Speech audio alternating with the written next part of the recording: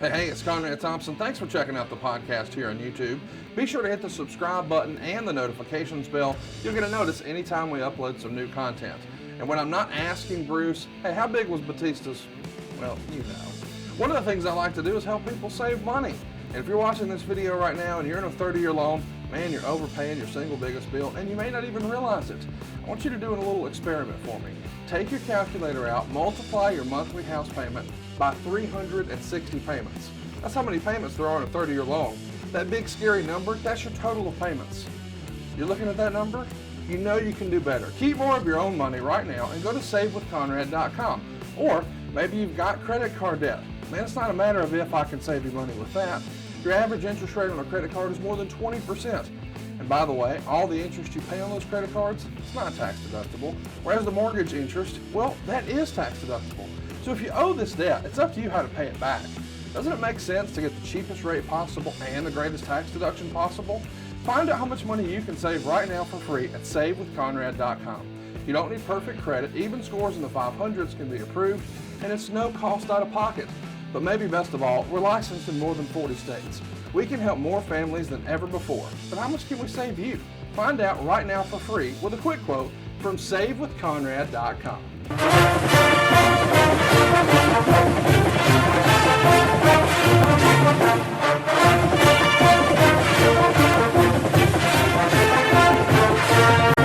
Hey, it's Conrad Thompson, and you're listening to Grillin' JR with the voice of wrestling, Jim Ross. JR, how are you, man? I'm good, man. Good. I feel good. I had a good weekend. For the 22nd year in a row, we had a Oklahoma football coaches dinner at one of my friend's restaurants that he closed down, and we had big bone-in ribeye steaks and all kinds of good stuff, man. And by the way, you would like this, Conrad. We had a open bar. Oh, hell yeah. For 3.5 hours. So I woke up this morning hazy. I was hazy. But it's all good. Had a great time. We rebooked the territory, so to speak, at the football. We called all the plays, and I had a good time. Good time. A lot of friends. So I'm ready to go. This is a good show. We got some good stuff to talk about today, and stuff even that we're not even officially talking about. We're going to talk about. So I like these days. These recording days are the best days of the week for me. Well, and we hope that you're having the best day of the week listening to us, and we hope that you'll do what Jim did last night and come enjoy a little liquor and some wrestling stories and some friends. Come see us live August 17th. We're getting the band back together in Charlotte, North Carolina. It used to be JR's favorite weekend of the year, where he gets together with all his old wrestling buddies, and they're bringing it back right there to the University Hilton in Charlotte. They're calling it The Gathering. And all the great stars from the 60s, 70s, 80s, and 90s, and even 2000s will be there. Kurt Angle, Arn Anderson, Jim Ross, tons more. But you can pick up your tickets to see us at our show at jrandconrad.com. So come enjoy the Fan Fest, get your pictures, get your autographs. There's even a wrestling show. But after the wrestling show, immediately following the wrestling show, we're going to kick things off. And jrandconrad.com is where you can pick up your tickets. And Jim, it's fair to say, we've kind of got our pick of the litter when it comes to surprise guests that weekend, don't we? We should have a potpourri of exciting guests that all will receive lovely parting gifts, ladies and gentlemen. So we don't ask them to do it for nothing. I'm kidding about that. We do ask them to do it for nothing, and most of them will do it for nothing. But we ought to have a lot of fun. We got shows coming up in Conrad, where else are we going? We're going to Rochester, New York later on this fall. That's right. We should mention that one. That's going down September 29th. Just announced, Rochester, New York. First time we've been there. Really looking forward to it. I love the guys at the Comedy at the Carlson, a tremendous club. It's a matinee show. Show's going to start at 4 o'clock. We're doing a meet and greet before.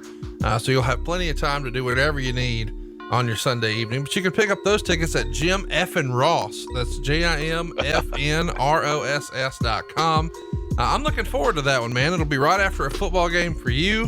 And Tony Schiavone and I will have just finished an event in Wayne, New Jersey. So I'm going to be on tour that weekend. Should be a good time. Conrad on tour, ladies and gentlemen. All the groupies just follow the trail. They'll lead you right to the place. Yeah, so it's all good. So it's good, man. Hey, I got a lot of comments this past week on, and all those shows, folks, we're going to have a lot of fun. You'll notice our shows are fan friendly. They're price fan friendly.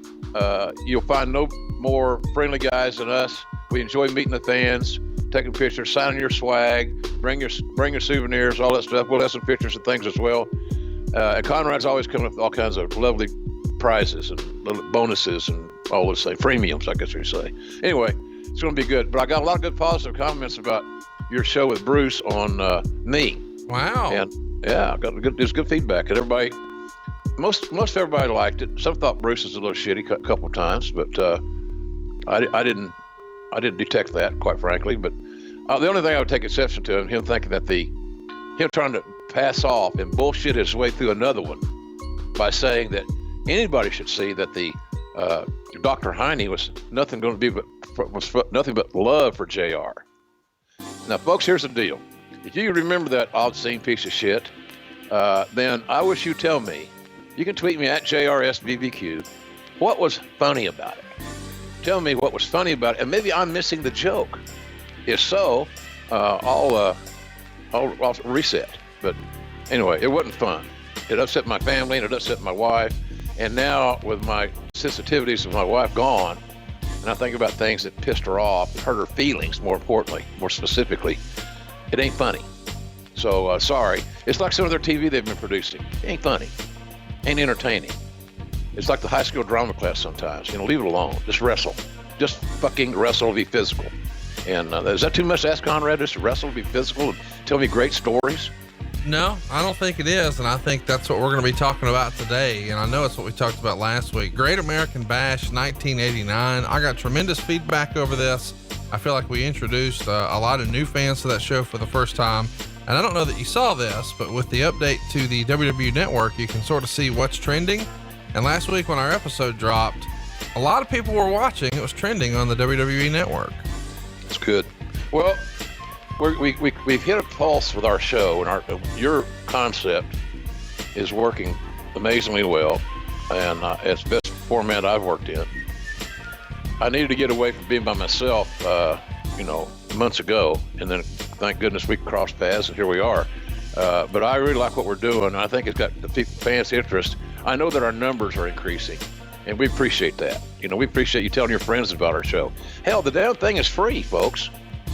If you like our conversation, why don't you just subscribe? It'll cost you a damn dime. Not a damn dime. So we appreciate your business in that deal. But I listened to the show. I thought Bruce did pretty good. But look, he and Eric both are in a tough spot, man. They got to be careful on what they say or they don't say. They have to be careful how they embellish.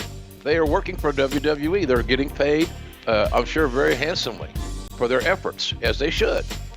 So how do you go? You can't go out there and piss in the boss of Cheerios every week on your podcast. Ain't going to work. So they'll be coming to Jesus meeting on that deal if it does persist. But I understand the jam those guys are in. But Conrad, you and I ain't no jam. We can say what the hell we want. Well, and there's no jam in today's episode. We teased last week that we were going to cover SummerSlam 97. So of course we are. And I errantly put out that we were covering Ron Simmons. So we are going to be doing a Ron Simmons episode, and it will be the very first bonus show that we drop on our Patreon. No, the Patreon is not ready yet. We're still in the process of procuring some backlog stuff that I think fans will be really excited about. But we got a nod in the right direction over the last week or so. So stay tuned for that. More bonus content. I can't imagine that we've heard the best of JR, and there'll be more of that on Patreon. But without further ado, let's get to SummerSlam 1997. We're talking about this, of course, because it went down roughly this time, 22 years ago now? Yeah, August 3rd, 1997 at the Continental Airlines Arena in New Jersey. And this is the first televised WWF event from East Rutherford in like 8 years. I think since SummerSlam 89. And a lot of this is because of the tax laws that had impacted wrestling shows in New Jersey. And then in 1997, the New Jersey governor, Mrs. Whitman, she lifted the taxes, which led to the WWF returning to New Jersey with televised events. And they even presented her with a women's championship, which there wasn't even a women's championship in this era yet, but they brought back and commissioned an old one with a pink leather strap, and Vince McMahon signed it to the next, or to our future president of the United States, something Vincent Kennedy McMahon. Pretty cool deal. I mean, this is in your home territory. New Jersey has been a wrestling hotbed for a long time. And it had to be a big deal for you guys to be able to return there on pay-per-view. It was layered, Conrad, because there was a whole big lobbying thing and discussions about, WWE getting taxed like a sport. And there was athletic this and athletic that. And it was a money grab, obviously. And the governor, and she was a nice lady. I met her, really nice, Christy Whitman. I thought she'd go farther in politics than she did. I don't know where she's at right now, but nonetheless, she was very accommodating. And she brought more business into her state in New Jersey by doing so. So she was a good lady in that regard. You always remember those trips for TV that are close to home. And when you travel as much as we did in those days, every week, every Monday night in another location, those short trips are very well thought of. So it was a good day, good short trip, packed house. I mean, we did 20,000 people there, I think, something like that. It was amazing. It was a big house, and I thought the show was pretty damn good, actually, by and large. There's some bad news on it, but we'll get into that. I guess we should mention that his testimony, Vince McMahon's, from February of '89, when he appeared in front of the state of New Jersey Senate, said that wrestling should be defined as, quote, an activity in which participants struggle in hand-to-hand primarily for the purposes of providing entertainment to spectators rather than conducting a bona fide athletic contest. Now, of course, in February of '89, you're in Chicago calling Ric Flair and Ricky Steamboat for the world title. Mm-hmm. What are you guys thinking of Vince McMahon's testimony here in New Jersey? Well, it's a touchy subject for the old timers like me, that because he was taking down the wall of the kayfabe wall, or what really goes on behind the closed door. And I think a lot of people are a little bit concerned about that to some degree anyway. How much is he going to release? How much is he going to talk about? How are the follow-up interviews going to be proceeded? But I think what we've done is we did give the media and the fans enough credit. They kind of knew what was going on all along. It's the same old deal, man. Throw me in the turnbuckle, jump in that second rope, and punch me 10 times in the face, and I don't bleed. I don't swell. I don't have no redness, no discoloration. It's a work. So we do that to ourselves all the time. We just don't want to admit it. We're stupid in how we expose the business inadvertently. So the only thing, how far is he going to go with this deal? And but we also knew that if the athletic commissions in a lot of these states were for wrestling or done away with, Conrad, it was going to make, at that time for me, WCW more money, because we could enjoy the success of having the taxes relieved a little bit. And that was really the bottom line of the whole damn thing, tax relief and making it more affordable to run some of these markets. I guess we should mention that coming into this show, SummerSlam 97, the company is riding high on that hugely successful pay-per-view that we just recently covered, Canadian Stampede, right there in Calgary. The feeling coming out of that show is that it's the best show of the year. And now we're going to try to keep that momentum going, but the business is certainly trending up, especially compared to like 95. It's up a little bit from 96, but way up from 95. Your paid attendance at 95 is averaging 3,275 fans. That's in August of 95. August of 96, you're way up, 5,486 fans. And then again, we're up a little bit more in 97, 5,615 fans. Now, what does that mean in dollars and cents? Your average gate in 95, 44 grand. Your average gate in 96, 80 grand. Your average gate in 97, 88 grand. Now, ratings, for whatever reason, most would say the NWO have actually started to dip a little bit. 95 would be a 2.1, 96 will be a 2.0, and 97 is a 1.6. And as a result, buy rates are actually down a little bit. So it's weird that folks are coming out to see your live show, but they're choosing something different on Monday Night Raw. And maybe they're having to pick the WCW pay-per-views instead of the WWF pay-per-views. Your average revenues on your pay-per-views go from 2.66 in 95 to 2.19 in 96. And now we're down to just 1.7 in 97. What does it say to you, someone who's been in the business for decades, when house show attendance is up, but ratings and pay-per-view revenue is down? It means to me that WCW was producing a more compelling television show, and the inclusion of Hall and Nash, and then the Hogan thing, turning heel, it trumped everything we did until we got to Tyson and Austin. And then business picked up for us a little bit.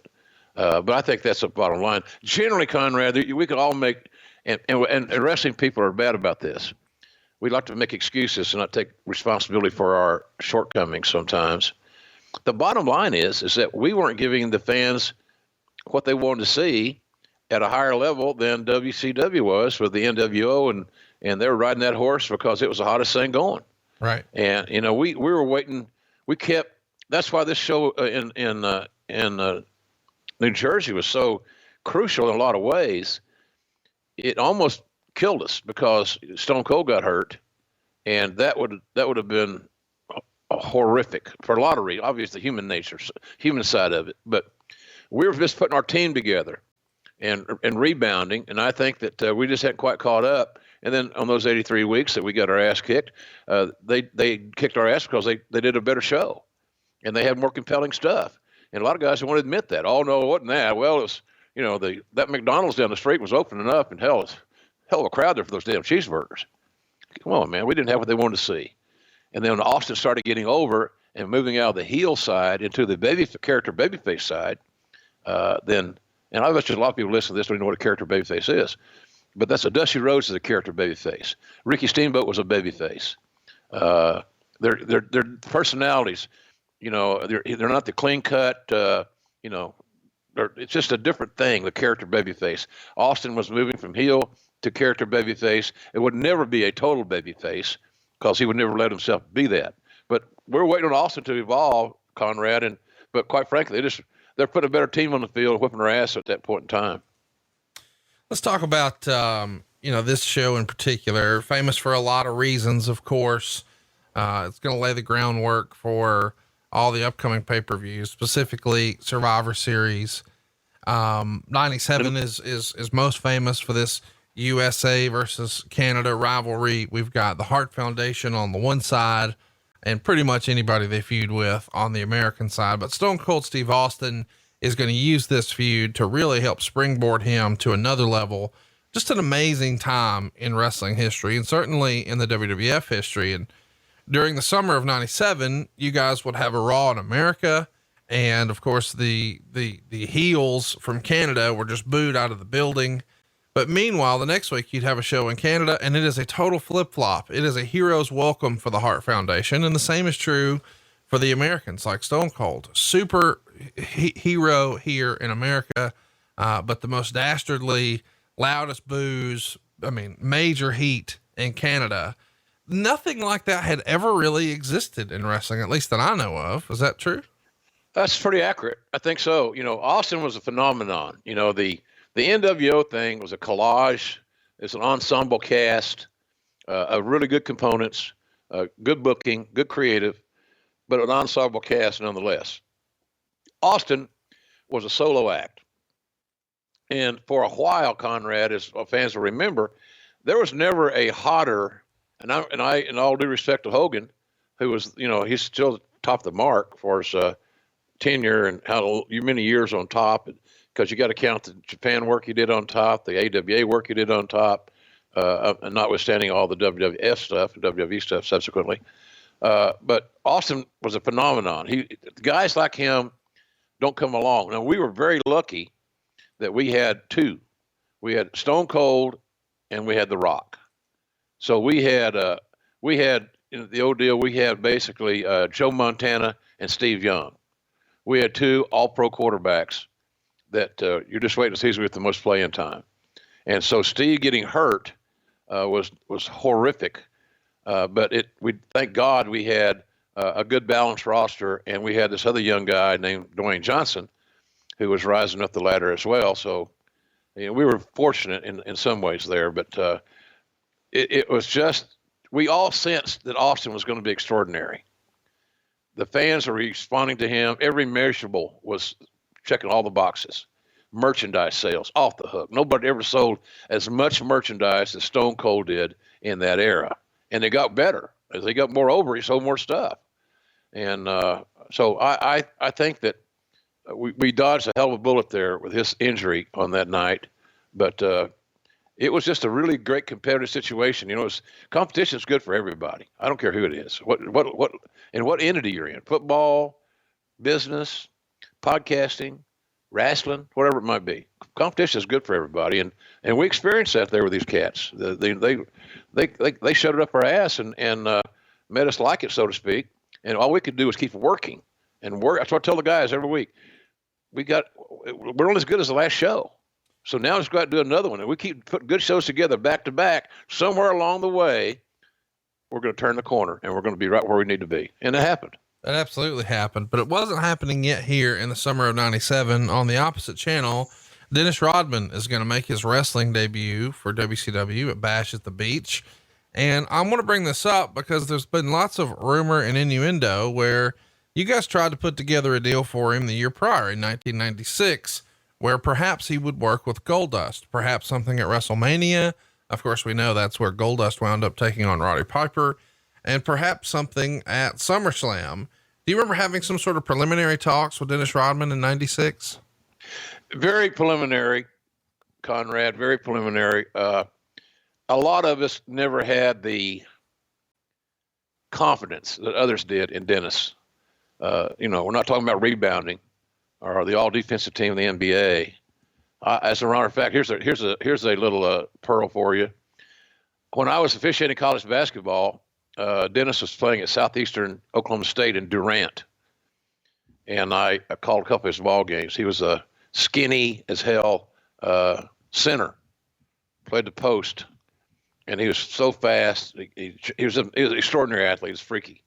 But I remember that, and he wasn't a bad citizen on the court. He wasn't like you would think he might be, but we didn't have the confidence a lot of other guys did in that deal, and it was spending a lot of money on an attraction match where one half of the attraction doesn't know how to work. So he has no fundamental skills.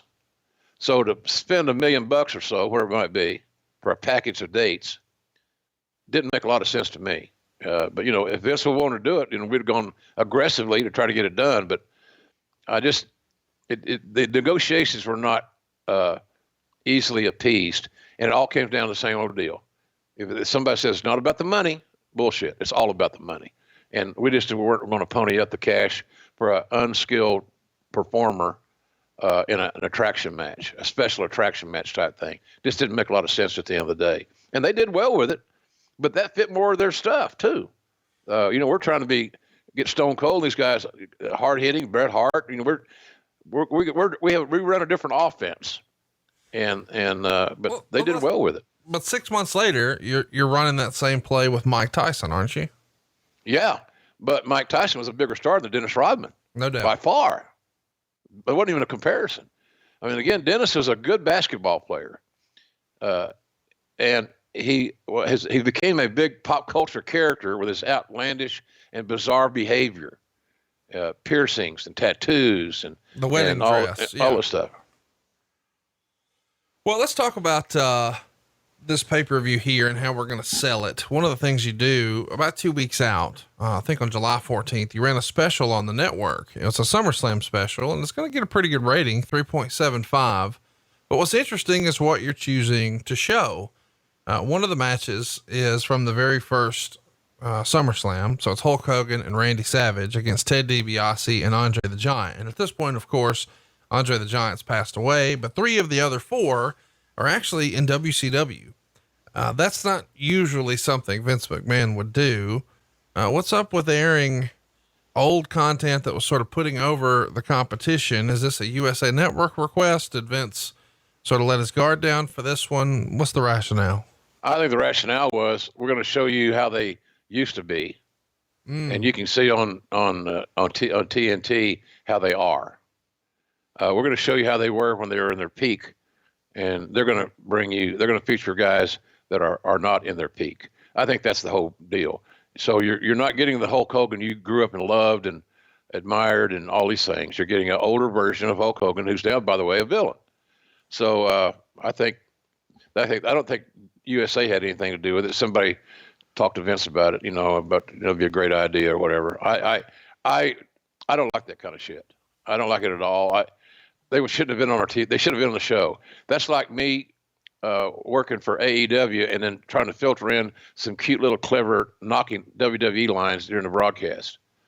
You will never hear a negative word regarding WWE from Jim Ross on an AEW broadcast ever. That's not my job. It helps no one. It's childish. It's bullshit. So, but I think that's kind of what it was. Just hey, these ain't the same guys you grew up loving. And, they shouldn't have been on the air. And all due respect to those guys, too. I just didn't think it was a smart move by us. But hey, look, they were hot on WCW, and they helped us get a rating back in their former personas in WWE. So at the end of the day, I guess the old man was right. The July 14th Raw from San Antonio really starts to shape up SummerSlam. This Raw is a sellout, 7,700 fans paying $116,000. It's the largest gate in US dollars for a Raw taping in history up to that point. It shows you where the business is headed. The show opens with a Hart Foundation interview with Vince McMahon, and they announce that at SummerSlam, if Bret doesn't beat The Undertaker for that title, he will never wrestle in the United States again. If Bulldog loses to Shamrock, he's going to have to eat a can of dog food. If Pillman loses to Goldust, he'll wrestle the next night on Raw in a dress. And if Austin doesn't beat Owen, he has to kiss his ass in the ring. And if any member of the Hart Foundation lose, then Jim Neidhart gets his goatee shaved the next night on Raw. These stipulations sort of come out of nowhere. I mean, I understand that you want every match to have stakes, but it feels sort of weird that he's just sort of running them all down here to start the show. Is this a Russo call or whose idea is this? I'm sure it's a Russo call. Well, it was the hottest thing we had going. I love that Canadian USA rivalry. I enjoyed the hell out of it. I thought it was healthy. It wasn't based on communism or, any other kind of atrocity. It was the same thing you see when, watching, let's say, for example, the United States women's hockey team against the Canadian women. It gets big ratings because it's got something we're all vested in our country, in our people, and it's us against them. It's a friendly rivalry, but of course in the wrestling world it got embellished and it wasn't friendly for that long. But I love that whole booking. I love the whole situation there because if you look back at those matches, that match you just named, Conrad, here's what you got in that card. You got Bulldog and Shamrock in a single. There's no reason that shouldn't be a great match. No reason. You got Taker and Bret, the big stipulation for the title, WWE title.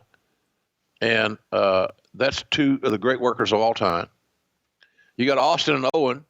We know what happened in the match, but exclude that. That match should have been off the page as well. So what you've done in this Hart thing is that instead of making a horizontal booking, pardon me, we did a vertical booking. In other words, you take those 5 guys in the Hart Foundation and you put them in matches and single matches. So that's vertical. They're not in tags. That would be horizontal. And so that your card has more depth. It has more quality. So it was a good idea, I thought, in that regard. I thought that we probably got in the game a little bit late on the stipulations, but I think the idea was to make them feel more spontaneous, and these stipulations are a result of these actions. So the actions had to occur before the stipulations really made any sense, and so that's how I looked at that situation. I like the Hart Foundation, Austin group, and so forth, and it really got good. As we're leading in here, we're going to Survivor Series 97. We all know what that means in Montreal. So this is a hell of a year right here. A lot of things are being put into place for the long haul with a lot of trepidation, again, because we didn't know how Austin was going to be able. Is he going to come back? Can he come back? If he can come back, what's he going to be? There's a lot of questions there that we didn't have answers to.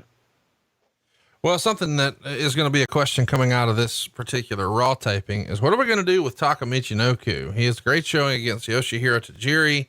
Of course, we know both of those guys are going to wind up becoming staples with the company. And apparently he impressed the company enough that you guys are going to take a flyer on Taka and sign him. Bruce Pritchard has talked about, Taka as being one of his favorites and somebody he really championed for. Is there anybody else that really caught, was taken aback by Taka and thought, man, this guy could be the deal? Taka was introduced to us by Victor Quinones, as I recall, and Victor had a great relationship in those days with some of the Japanese offices, and Michinoku Pro was a group that he was affiliated with. So we hired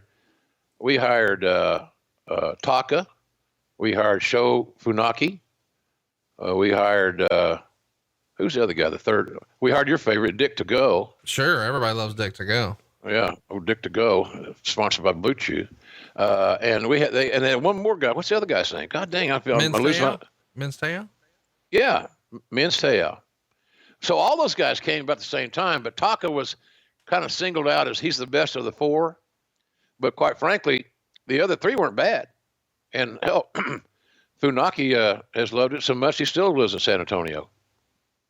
Let's talk a little bit about somebody else who pops up here. Only for a moment, though. I should have mentioned when the Hart Foundation are in the ring, sort of laying out all these stipulations.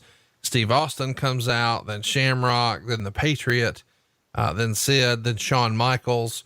So we've got sort of an all-star cast here of guys who, I mean, we know we're going to start pushing Shamrock. That's very evident. We know Sid and Shawn and Austin are top guys, but they introduced the Patriot here, and McMahon calls him Del Wilkes, the Patriot. How does this deal come together for him to come in? Is it sort of just natural booking? Hey, we've got a USA, Canadian, country rivalry. Let's bring in Del, or is there more to it than that? No, I don't think so. Red, white, and blue mask. Yeah. Great body, All-American football player from South Carolina. Good guy. He battled some drug demons later on in his career, and I was too soft-hearted a lot of these things sometimes, I guess, because I hired a lot of guys that you want to get that one more run out of them for their sake. Yeah. And Vader was one of those guys. Dr. Death's one of those guys.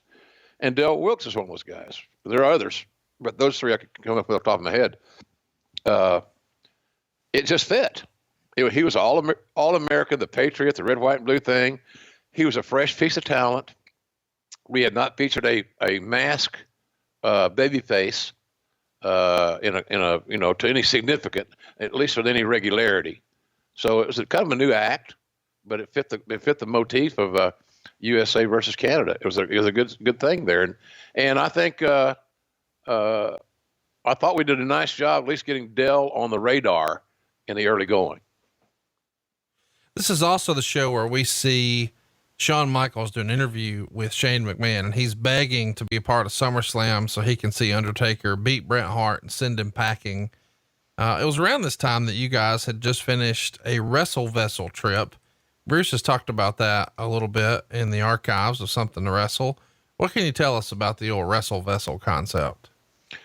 Well, it was fun. It was much like the Jericho cruise that I went on last year, or was it last year? Yeah, last year, last fall. It was fun. Saw a lot of fans that were, spent their hard-earned money, God bless them. Probably someone took vacations they couldn't afford, but here they were, and you got to love them for that. But I had a good time. Jan had a great time. Everybody pretty much demanded their manners. I saw there's some funny pictures that are still out there. You can look up, folks, from the Wrestle Vessel. You had Sonny on that cruise, and that was always a wild card. And there's a picture of her and my wife and a bunch of us. But the body English tells a great story. So if you run across that picture, I'm sitting down on the front row with some of these guys, but everybody had a little story to tell in their body English. It was kind of funny because nobody wanted to let the other guy get over. It was such bullshit. It's so funny in that regard, but it was a success. We had a good time with it. And, of course, our friend Chris Jericho is maintaining that wrestling cruising scenario. And I guess this next thing he's going to do is doing great. So good for our friend Chris. Yeah. I'm looking at this picture you're talking about now, and this is, quite the picture. Yeah. See the body English? Yeah. I totally get what you're talking about.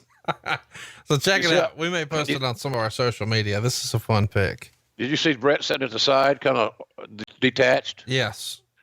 And you see Sonny hugging? She's not hugging in this one, but you can definitely, you're Ricky Bobby in a little bit. You're not sure what to do with your hands. And Austin's got a great shirt that says, "Take me drunk, I'm home." This is fun stuff. We'll make sure we post that. All right, JR, let's run a timeout here and remind everybody about that new podcast we first mentioned a couple weeks ago, The Payoff. Maybe you missed that commercial we did for him a few weeks ago, but it's a brand new wrestling podcast that takes a weekly deep dive into a classic wrestling match along with a legend of the squared circle. And it's available wherever you listen to podcasts. And this is unique because it's the only wrestling podcast to focus on one match and then watch it along with a wrestler or personality from the match. New episodes drop every Monday morning, and this week's episode's pretty incredible. It's Magnum TA versus Tully Blanchard from Starcade 85, which was an I Quit match inside of a steel cage. And then they actually watched the match along with Magnum TA. How cool is that?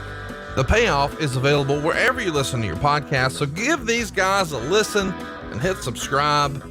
They love this show just like you do, so this is probably in your wheelhouse, man. You can find them on social media as well at Payoff Pod. That's at Payoff Pod, PAYOFFPOD. These guys know what type of content we, the wrestling fans, want. Can't recommend them enough. It's not in the Conrad group of podcasts, but it sounds like it ought to be. Check it out, the Payoff Pod. Let's also talk about the main event of this show, because we see Steve Austin here set to defend the tag titles by himself. Of course, his partner, Shawn Michaels, is not able to compete. He's injured. So he's going to be defending these tag titles against Owen Hart and the British Bulldog. And he's had them since like May. But Michaels is out with that knee injury. So they're going to start as a handicap match here for the tag titles. But before they go to commercial, we see the camera show a white boot, and then the show comes back on and we hear over the PA system, Steve-O, looks like you could use a little help, maybe like a tag team partner. And here you go. It's Dude Love. So Mankind had been asking Steve to be his partner for weeks. That never worked. Now we get this new character, Dude Love, which we've heard about from his sit down interview with you. And now Dude Love is going to become Steve's partner. This is fascinating to me because I don't remember a character like this where Mankind is introduced to the WWF audience as this deranged individual. He's hanging out in the bowels of the building, and he's rocking back and forth and pulling his own hair out and playing with rats and feuding with the Undertaker. And, you know, you're talking about now Mick's a happily married guy. Yes. Rats being like George the Rat, Jim Cornette's rat, not, yes. Thank you. But then of course he does this sit down interview with you, and he's explaining that, hey, he does feel pain, and here's the way I am, and I was made to eat worms as a kid. And, you know, I didn't grow up to look like Shawn Michaels. I wanted to. Here's footage of me being a character named Dude Love when I was in high school, but I could never be Dude Love. I'm this instead. And then he gives you the goozle with the old mandible claw. And so we see him attack this beloved figure, but then they start selling t-shirts of the smiley face with the mask on it. And now he's introducing this new lovable character, Dude Love. Man, this is the most layered character in wrestling history to this point, is it not? Yeah. And Mick, it's all confidence to Mick Foley. I mean, Mick pulled off 3 distinctively different characters in Cactus Jack, Dude Love, and Mankind. And they all had their own little nuances that travel with that character. It's brilliance at its very best. Anybody that hasn't followed that particular segment of wrestling and WWE during that time, really should check that out, because and there's videos and there's documentaries and all those things, but to kind of summarize what all he's done, but that's a Mick Foley score. Yeah, there's creative involved, and, you know, music and lighting and all that stuff, but because everybody bought into the character. Mick sold the technicians, Mick sold the writers. See, the writers had nothing to do with this, which I don't think endeared me to them. I never was really endeared to the writers, which really bothers me to this very day. Wink, wink. But I think, you know, he sold them on him. Again, remember, he got hired because I needed to learn how it was to get my heart broken by a wrestler. Right. And so then the creative staff had heard that from Vince enough. They had no confidence that Mick was going to do good. They had no expectations because the head man told him that he was a shits. He would never make it. And old JR is going to learn what it's like to get his heart broken by somebody he believes in. Well, guess what? That didn't happen. It didn't happen. And I still believe in Mick Foley, by the way. We should mention that Mick would write in his book that he got a heads up from Bruce Prichard. Hey, we're going to make a Dude Love shirt. And that sort of caught him off guard. And then he gets a call from Vince that says, hey pal, how'd you like to be Dude Love? And he thought he meant for the next pay-per-view. And Vince says, no, I'm talking about from now on. And Mick was a little hesitant because the Mankind character had been going so well. And Vince said, Mick, I'm not saying we can ever go back to Mankind. I just love the whole Dude Love story. And I know our fans will love it too. It's such a great PR story. Regis and Kathy Lee would love something like this. What do you remember, when you sort of campaigned for Cactus Jack to come in, we come up with the Mankind character, you're involved in a sit down interview. It's gotten over like crazy. His feud with the Undertaker was successful. And now we're going to try Dude Love. What'd you think? Well, I like the Dude Love character. I thought somewhere along the way he'd end up being Mick Foley. And all those characters have come out at certain times under certain situations. And we would understand them as fans because we had been introduced to him the right way, and that we had got to understand his character, and then we started to believe in it. So I think that I liked it. I'm like Mick. I was a little leery of it being the full-time thing for Mick. And he was right. The Mankind thing was it connected. It got over. And then he got over Dude Love. So, and of course, Cactus Jack was over. We couldn't even use Cactus Jack when he came in. That was forbidden. No Cactus Jack, too much blood and guts. So, okay. So you ain't got to have blood and guts, but he's missing teeth and missing part of an ear, a lot of scars on his head, face, but we ain't got to go there. So I'm like Mick. I was a little leery of a full-time Dude Love, but I did love the persona a lot. There's a famous bit that you can see in some of the documentaries that you were talking about, like Beyond the Mat and Wrestling with Shadows. A lot of that stuff is being taped here. So you'll see Mankind being taught, or Mick Foley rather, being taught how to walk like Dude Love by Vince McMahon, which is a fun little tidbit. We should mention that this is the episode of Raw where Sid collapses backstage. Meltzer would say it was due to back problems, and they never showed him close up, and they show him in close because the auto accident that he was in is legit. And as a result, he hasn't been able to train and look like Sid is supposed to look. And the belief is the match with Vader is almost surely off. What can you tell us though about Sid collapsing backstage? That was obviously something that would stick out in a lot of people's memory when a coworker just goes down. Yeah, it was kind of mysterious because I never was sure. And this many years later, I don't remember exactly. So I'm not going to lie to the folks. It was, to me, as the best I recall, Conrad, it was a little bit mysterious. Did he pass out due to pain? Or was there something else wrong? Something like that happens could be a litany of things. And most of them aren't good.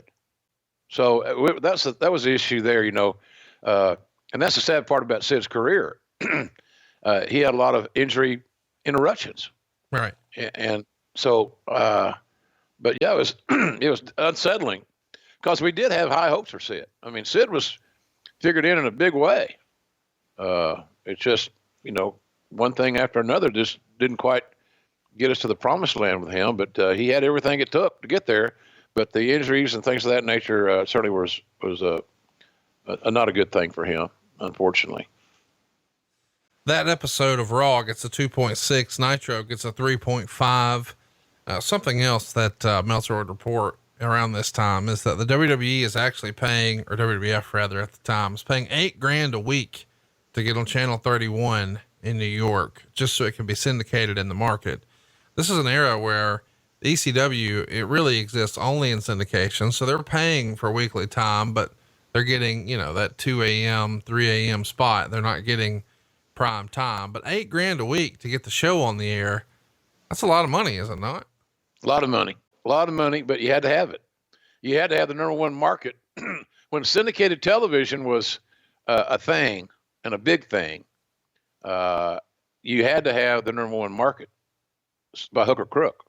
And, for years they had, in New York, they had a bird nest on the ground because they had wrestling. They had wrestling superstars was on. That was Vince and whomever, Randy or Roddy, Perfect. There's several guys that sat in there with Vince on that show. Heenan, I think, was on it some. And then on the challenge show was Heenan and me, and then Heenan left, and then Monsoon got me, unfortunately for him. I'm kidding. It was great work with Gino. I loved him. Still do. So it was that was the deal they had, but that was on Fox, Channel 5 in New York City. Fox 5. Noon Saturday was Superstars, noon Sunday was Challenge. And the funny part about that whole thing is that Challenge started getting better ratings. So I did not throw that out there, just saying. We should mention in this era, the WWF makes a slight adjustment that makes all the difference. Meltzer would report that starting in September, they're no longer going to be taping Raw live every Monday night. And in addition to that, the in your house concept is being dropped effective immediately. And the WWF will go monthly with now 3-hour-long shows, all at a $29.95 price tag. And this is going to start the following month. So September 7th, the Ground Zero show from Louisville, Kentucky. And the decision to drop this in your house concept at a reduced price is coming on the heels of WCW successfully running monthly 3-hour-long shows at $27.95. So if they haven't seen a dip and it's worked for them, why would we not revert to that as well? They tried a price point of $34.95 for WrestleMania in 95, which was a disappointment. And some people thought maybe it was a disappointment because of the price. So as a result, they cut it back in 96 and 97 to $29.95, but going to a monthly 3-hour-long $29.95, this feels like a no-brainer since WCW's already had proof of concept, right? Yeah. It is a no-brainer, Conrad. It's business, and it worked in the same genre, the same audience. So if it worked for WCW and we could refine it or put our own touches on it, why wouldn't it work for us? I remember those private meetings away from Vince, where some of his inner circle it would become, pouty faces and everybody would be, oh my God, the work's going to kill us. Oh, geez, I'm tired. I'm burned out. I'm fried. Oh, okay. You're talking about Bruce Pritchard. I can tell. I'm fried. I'm so tired. Please. So then where are you guys at? Well, we're doing a booking meeting at Swanky Frank's hot dog stand. Okay. And they had good hot dogs too, by the way. Why not? Why not follow suit? But that was the whole deal. It was that concept. And I said, guys, here's the deal. All of us have worked in territories. Every territory that we have worked in had a signature show. It either was once a year, twice a year, once a month, whatever it may be. So that's what we're looking at doing here.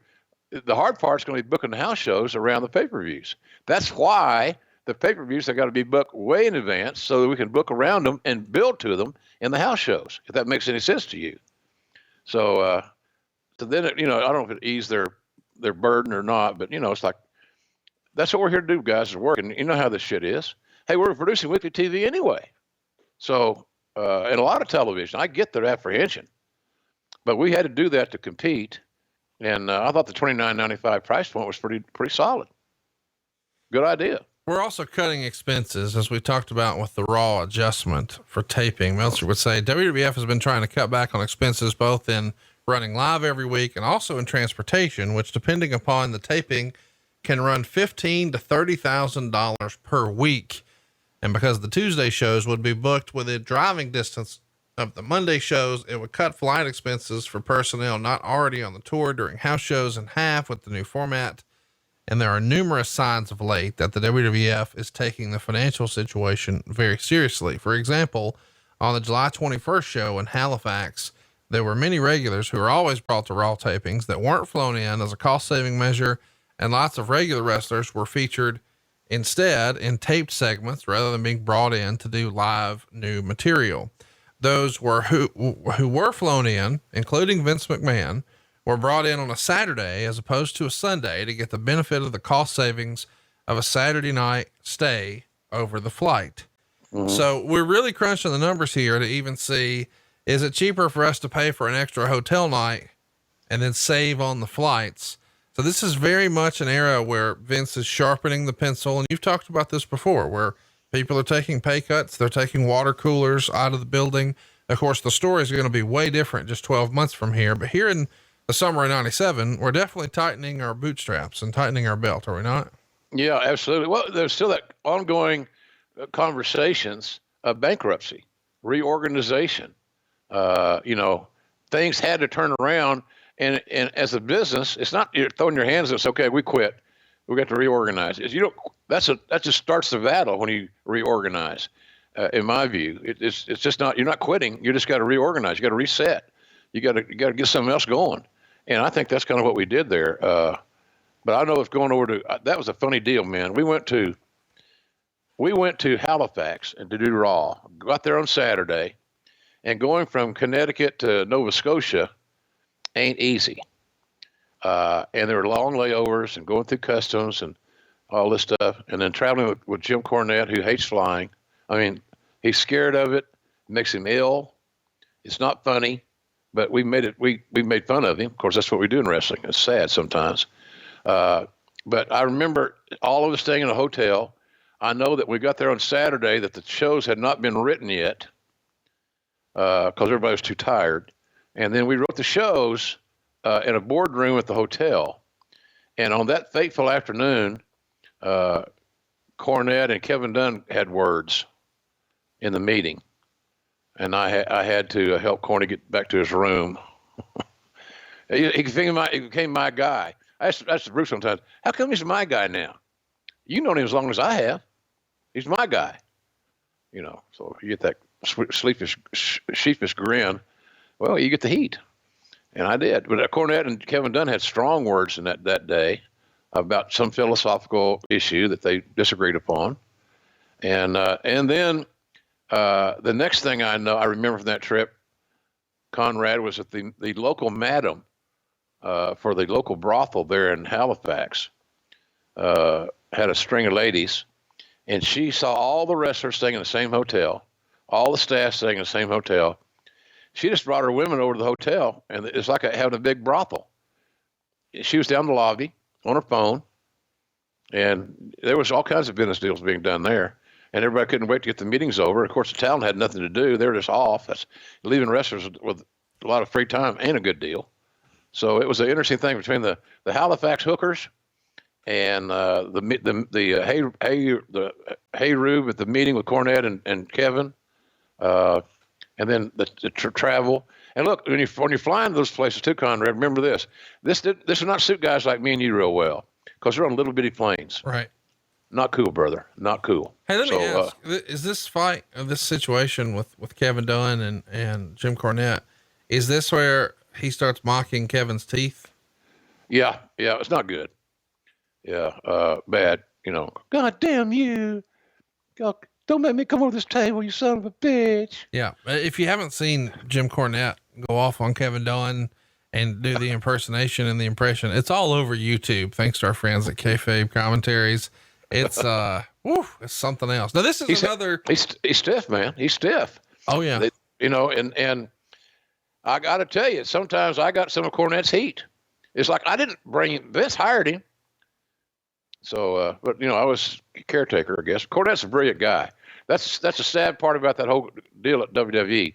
If he had not had a tremendous fear of flying, Jim Cornette could have been a phenomenal asset to WWE with his knowledge, his creativity, his fundamentals, and so forth and so on. But he just couldn't stand the culture there. And so he lost a good guy by, he just couldn't handle it. We didn't make it easier for him either. It's like the deal where we had the matches in Atlantic City, and he drove his car down there because he can drive. He'll drive to fucking San Antonio if he had to. So they're doing a scene, and he's at the gorilla position watching, and they're in the back doing a live fight with the Brockus and somebody, and they bust out his back window of his car. As I recall, it was a back window, windshield, whatever, the rear view mirror, rear view window, whatever. And he's watching it on the monitor, and I happened to see it, and it was so damn funny, but it wasn't, because he got so mad. He got in his car and he drove back to Connecticut from Atlantic City with the window busted out. Just, we didn't make life easy for Cornette. I'm not proud of that, quite frankly. But anyway, the Halifax trip was pretty interesting. The other thing about the Halifax trip was, I think Vince wore a hockey jersey. So that maybe, I don't know what he's trying to make good to the audience or something, but he wore a hockey jersey. So then he and Bret had this little issue at ringside where they got into this faux hockey fight. So then Vince wasn't aware of what was going to happen. I'm not sure Bret might not have been. He just reacted.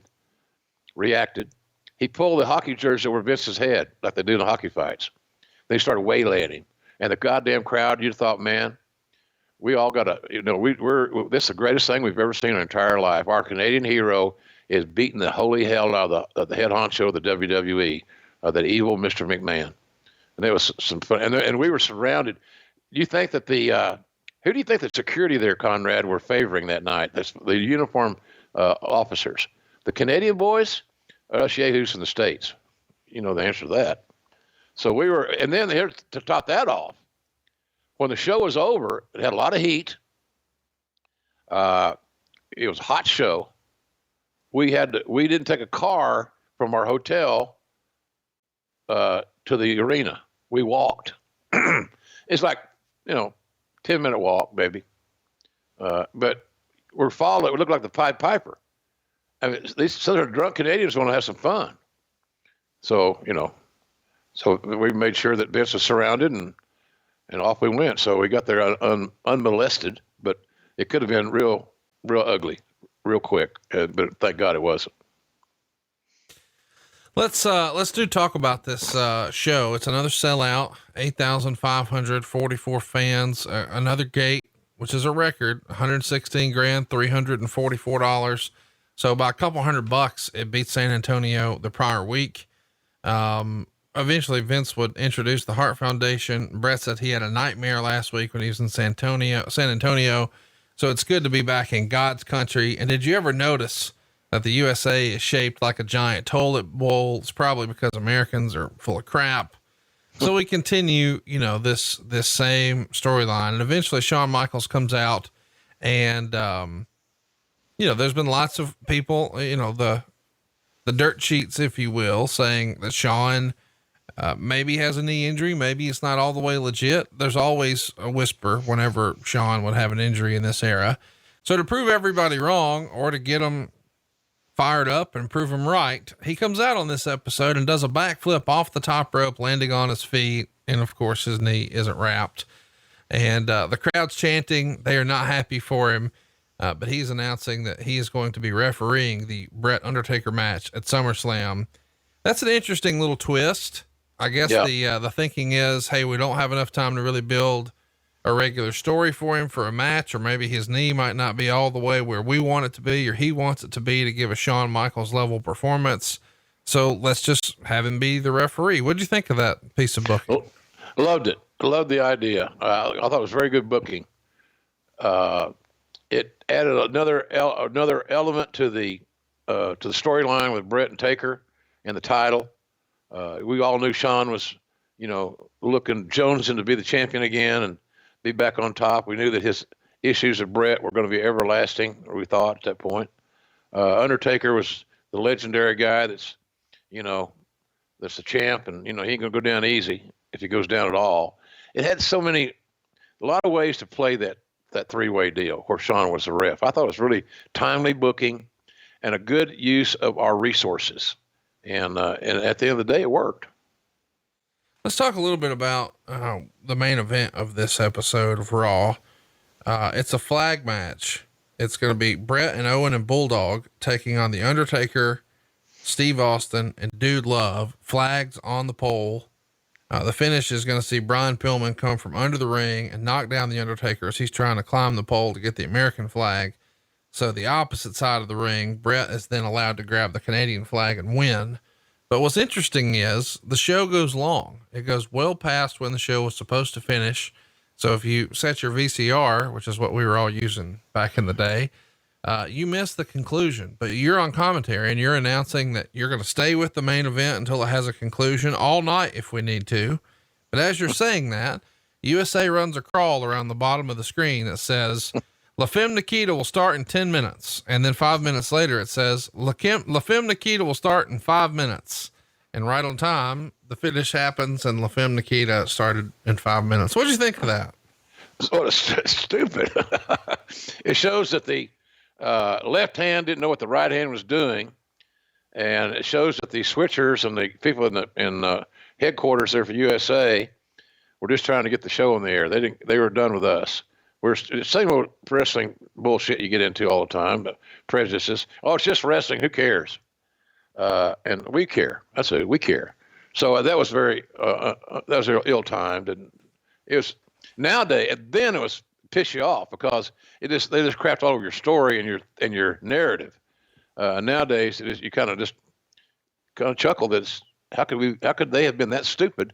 They weren't listening to what we were saying. So they exposed the rabbit in the hat or whatever, just, it's not good. It defeated what we were trying to accomplish because there was no communication. They were not, the switchers, the people in the headquarters were not listening to our show. We talked about, Sid earlier, the prior week there in San Antonio collapsing. Well, he's not at this show, here in Canada. So as a result, Meltzer would report in the August 4th Observer that Sid was officially fired by the company. And he would write, "It's almost mind boggling that a star of that magnitude in this kind of wartime situation would be fired, but WWF officials apparently felt they had no alternative in citing their inability to get any straight answers from him concerning his condition and injuries and when he'd be available. Under normal circumstances, WCW would try to bring a guy in with the illusion that it's another major jump. But Sid has a lot of heat with a lot of people in Atlanta, not to mention his track record in the industry. So he probably has heat because he stabbed a motherfucker. But chat me up. How does this firing come to be? And what do you remember about having to let Sid go? I assume it was you who made the call. Yeah, it was inevitable. We couldn't get him healthy. And there was always something that obstacle to either go over, around, or through. And again, Vince, didn't have the time. He didn't take the time to really think it out. I don't think it was one of those deals where somebody said, well, we should just get rid of him. He's never going to get over. He's never going to get healthy, blah, blah, blah. And so of course, when JR called Sid and told him we're letting him go, that was it. So, but I said this all the time, Conrad, we talk about our shows that you and I are doing and that we talked about earlier in the show, the Charlotte thing coming up in Rochester, New York in September as well. And of course, Charlotte's in August. Dang, man. It's just the most cherished asset that a wrestler can have, and maybe any employee, maybe any significant other, is that you are reliable. And because Sid had these issues that arose, not all his fault, I'm sure, but the end result was for him to be figured as, we're talking not just a top guy, we're talking about the top guy. Right. You can't rely on the top guy, and you can't keep him healthy, and he can't work as many dates as his predecessors did in that role. You got to reevaluate that whole situation. So that's kind of how that was. It wasn't mean-spirited or no animosity, but sometimes you got to fish or cut bait, and we cut bait. We should remind everybody that, people just sort of say, oh, well, Sid, blah, blah, blah, whatever. This is Sid a few months after he headlined WrestleMania, a few months after he was in the main event with The Undertaker in Chicago at WrestleMania 13. Just a handful of months later, he's fired because, they just don't think he's reliable. And I guess people found out at the Raw reunion that maybe the more things change, the more they stay the same. Yeah, he didn't. He was booked apparently, or that's what I heard. I know how that worked with me, but I didn't get in anybody else's business. But yeah, that's just it. Reliability, folks. If you got you want your woman to be, or your man to be reliable. You want your kids to be reliable. You want to be, if you got people that work for you, you want them to be reliable. It's such a big deal because if you're not there, you can't help me. Well, and that was our issue with Sid, because he had everything in the world. Look, he was athletic for a big guy, 6'9". So it was sad how that all worked out, and we'll never know how great he could have been, quite frankly, because we never got to see it. We should mention too that in business, being reliable is most important, and Daniels knows that. And we all say, don't judge a book by its cover. And we know exactly that that's what most of us do, from the outside. We just sort of think we know what's up, but appearance can be everything, especially in a professional situation. And that's why we want to talk to you about the bag over your shoulder. Are you still carrying around the old college backpack to work or around town? If so, man, it's time to grow up, look the part, and get yourself a Daniels briefcase. Now, Daniels is a New York City based leather briefcase brand that's making boys look like men, one bag at a time. And the best part is you can afford this bag before you land the big job. And I got to tell you, Jim, when somebody reached out at Westwood and said, hey, what about Daniels as a sponsor? I didn't know much about it, but we had a conversation with Daniel, not a guy there, but actually Daniel. And then he sent us a couple of bags. He sent me the brown one. He sent you the black one. And these things are badass. What'd you think of yours? Oh, beautiful. We were talking about that before we started recording today. It's really a high quality piece of work. It's soft leather. It feels good. It's nice. You can tell it's got body. It's got a little bit of something going on. It's good, high quality, soft leather, and it's just the right size. The older I get, and I'm still traveling, as everybody knows, I've downsized with my briefcase thing about 3 times, and this is going to become my go-to because it's more conveniently sized. It's a better leather than I've got. And I was using Toomey bags. That's a $100 bag. Yeah. This bag is a better bag, in my opinion, than a Toomey bag. So it's a great thing. And for school, for your computer, your laptop, it's just a great deal. I got that bag and I thought, man, somebody really likes me, because it's beautiful. So folks, if you're in the business for needing a bag, for school, for work, whatever, check this out, because you're going to be proud to be carrying it, because it's going to make you look successful. I promise you that. Well, and let me tell you this too. Daniel's a real dude. And if you're listening to this, you're probably like the same age as me, as is Daniel. So he knows what we need and he knows what we're looking for, and we don't want to overthink and we don't want to overpay it. And a lot of the marketing in this space, if you go look up, men's bags or men's briefcases, everything looks very European and very sleek. It ain't for dudes like us. This is for dudes like me and you. And Daniel has cut out the middleman. He's selling directly to you. And because of that, there's no crazy margin for the stores. Now, what does that mean? It means if you go to the store, you may find a bag that's similar, but it's going to cost more money and not be as high quality, because that store's got to make a little bit. Well, you go straight to Daniel's here. You get a high quality luxury leather briefcase. It's incredibly reasonably priced. It's only $195. And by comparison, the bags that JR is talking about, those are $500 or more.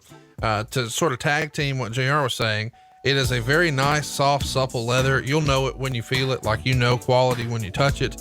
This is the perfect size. It carries everything you need. It's not too big. It's not too bulky. If you're doing a lot of car travel, it's easy to throw in the back seat. A lot of air travel, it's easy to slide under the seat in front of you. It doesn't just have to be overhead. And this week, our listeners can get $25 off their Daniels briefcase at danielsnyc.com.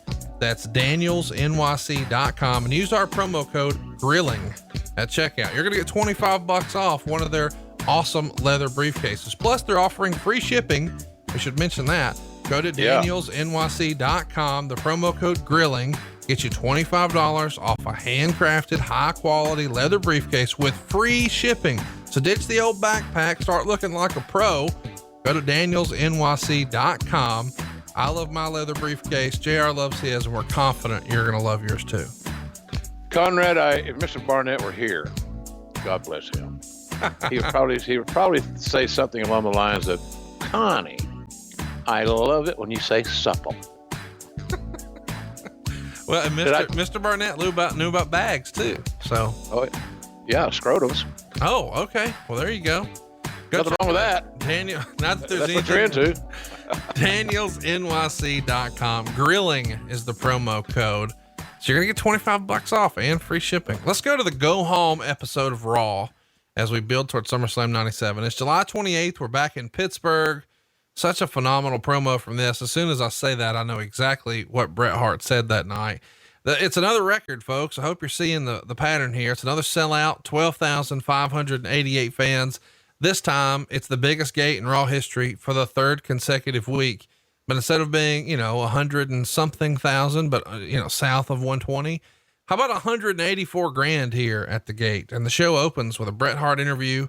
And here's the line. He says, if you were going to give the United States an enema, you'd stick the hose right here in Pittsburgh. What a great line. Yeah. It sounds like a Bobby Heenan line, right? It does. It's great. Bret was such a subtle, classy heel.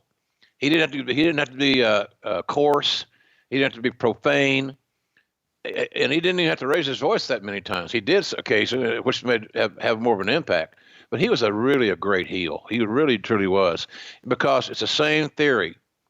Great heels are only great heels if they have great baby faces to work with. It works both ways, by the way. Right. And we had all the cards there, man. We had in one faction, we had 5 main event level heels. Right. In one faction. So, he was so underrated sometimes. And I was thinking, so how can you underrate Bret Hart? Well, people remember him as this great baby face, a wrestling baby face, a tremendous in-ring performer, as good as I've ever seen, fundamentally as sound and logical as anybody I've ever seen. And, but being a heel took another art form. It took another positioning, much like we talked about Mick Foley being Dude Love and Mankind and Cactus Jack. It takes skill to do all those things in a different presentation. And Bret was just phenomenal with it. He was such a big part of the success of that whole Canadian American rivalry. So much. It can't be denied. I think his best year ever was 1997. And here he's already setting things up with the Patriot, saying that when he debuted by coming out and standing next to Steve Austin and Shawn Michaels, that would be like Bill Clinton standing next to the Unabomber and Richard Simmons. And then JR does an interview where Bret Hart is going to learn that he's not going to be disciplined by his attack on Vince McMahon last week. And a new commissioner has been appointed by the WWF, and that's Gorilla Monsoon. And he may reassess that punishment after SummerSlam. And Bret reiterates that if he fails to win the WWF title, he's never going to wrestle on American soil again.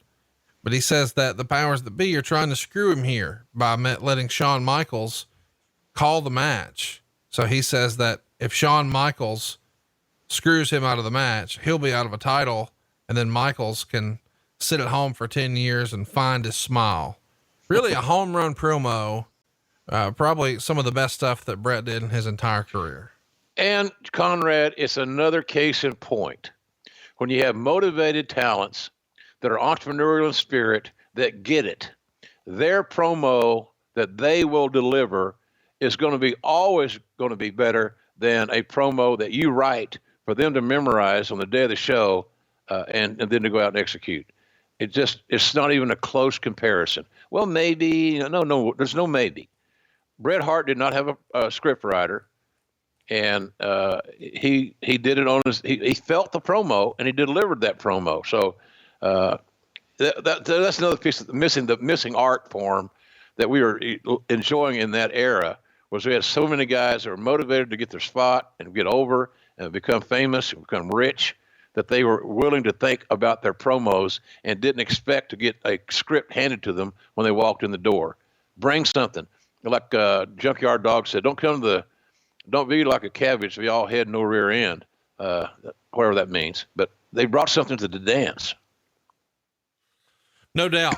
And there's something else on this show that really stood out to me that I've wanted to ask you about. A great little skit here where Hunter Hearst Helmsley is scheduled to wrestle Vader, but Mankind comes out in a WWF cameraman outfit and attacks Hunter until China takes him down and starts pounding on him. And then it winds up with Hunter and Mankind brawling in the stands. I love their feud here, but Mankind dressing up in a cameraman's outfit. That's the first time we've seen that. That's awesome.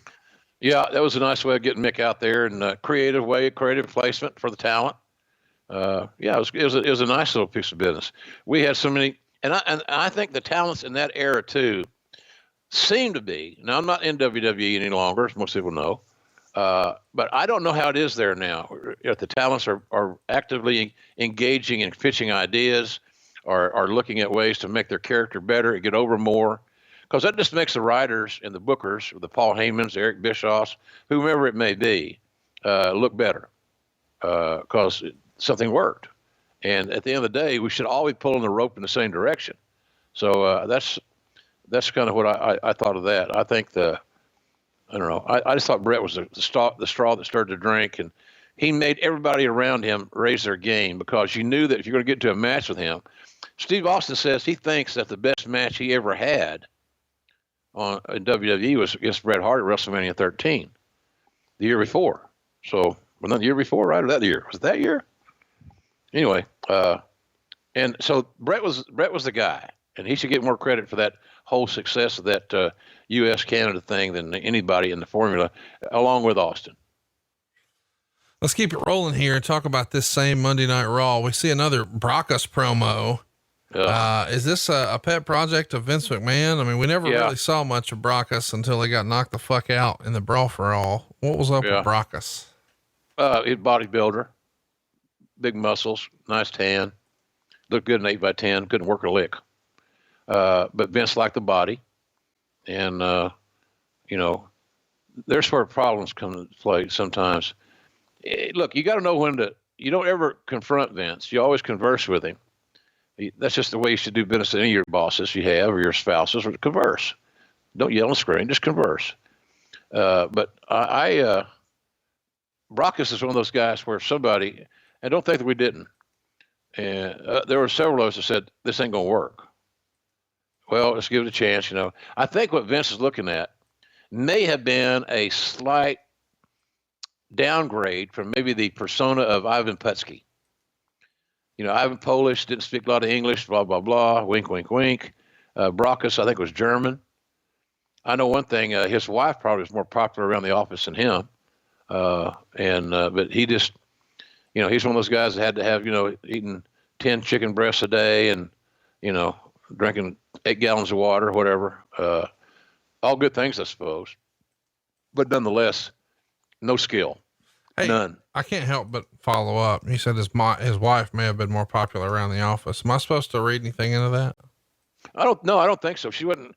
I mean, was she nailing Vince or something? No, I don't think so. But that's what you're getting at, right? Well, I mean, you said she was popular around the office. I mean, that's she was there all the time. She got to know all the folks in talent relations.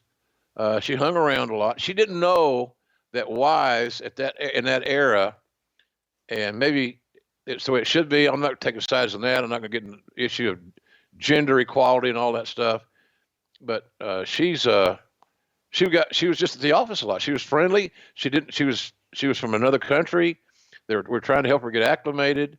The thing about working for Vince, at least how it worked for me, I could tell him in my own calm way, one-on-one, this is not going to work in my opinion, and here's why. And he would either say, that's a good point, JR, but I'm going to go with it anyway. Fine. At least he heard my honesty. And then we tried all we can to make Vince's ideas work, right, and protect him in that regard. So, but this was just it was never going to happen. I mean, Joe Bednarski, who was Ivan Putski, was a Texas guy, a football player, good athlete, could communicate well.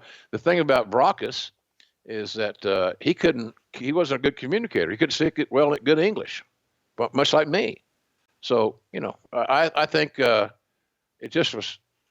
Vince was absolutely mesmerized by his body, his look, and he's one big walking blood vein with a good tan. But he just, I don't know, and I don't, here's the thing about it, to speak to my point. After he left WWE, as best I can recall, and somebody can correct me, of course, if I'm wrong, he vanished. He didn't get another shot with anybody significantly. He may have got some bookings here or there and yon because having some WWE TV behind him, but he never succeeded in the business. So, but I think Vince just liked the physique, and he kind of liked those bodybuilder guys. It's attracted. That's the WBF and all that stuff. That was his deal. That's his hobby. So that's how that happened. It just what a good idea.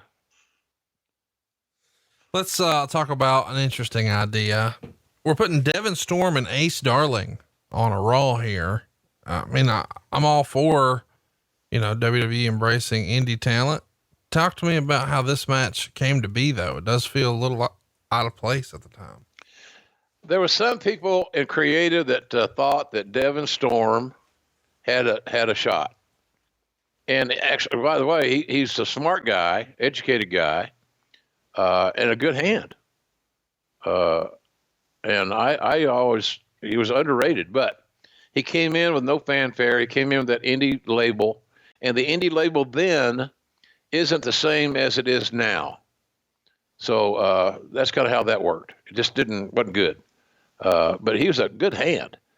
Getting a win on television, the idea was he's going to be a underneath guy. We'll give him a couple of wins, so he means something when somebody bigger than him beats him.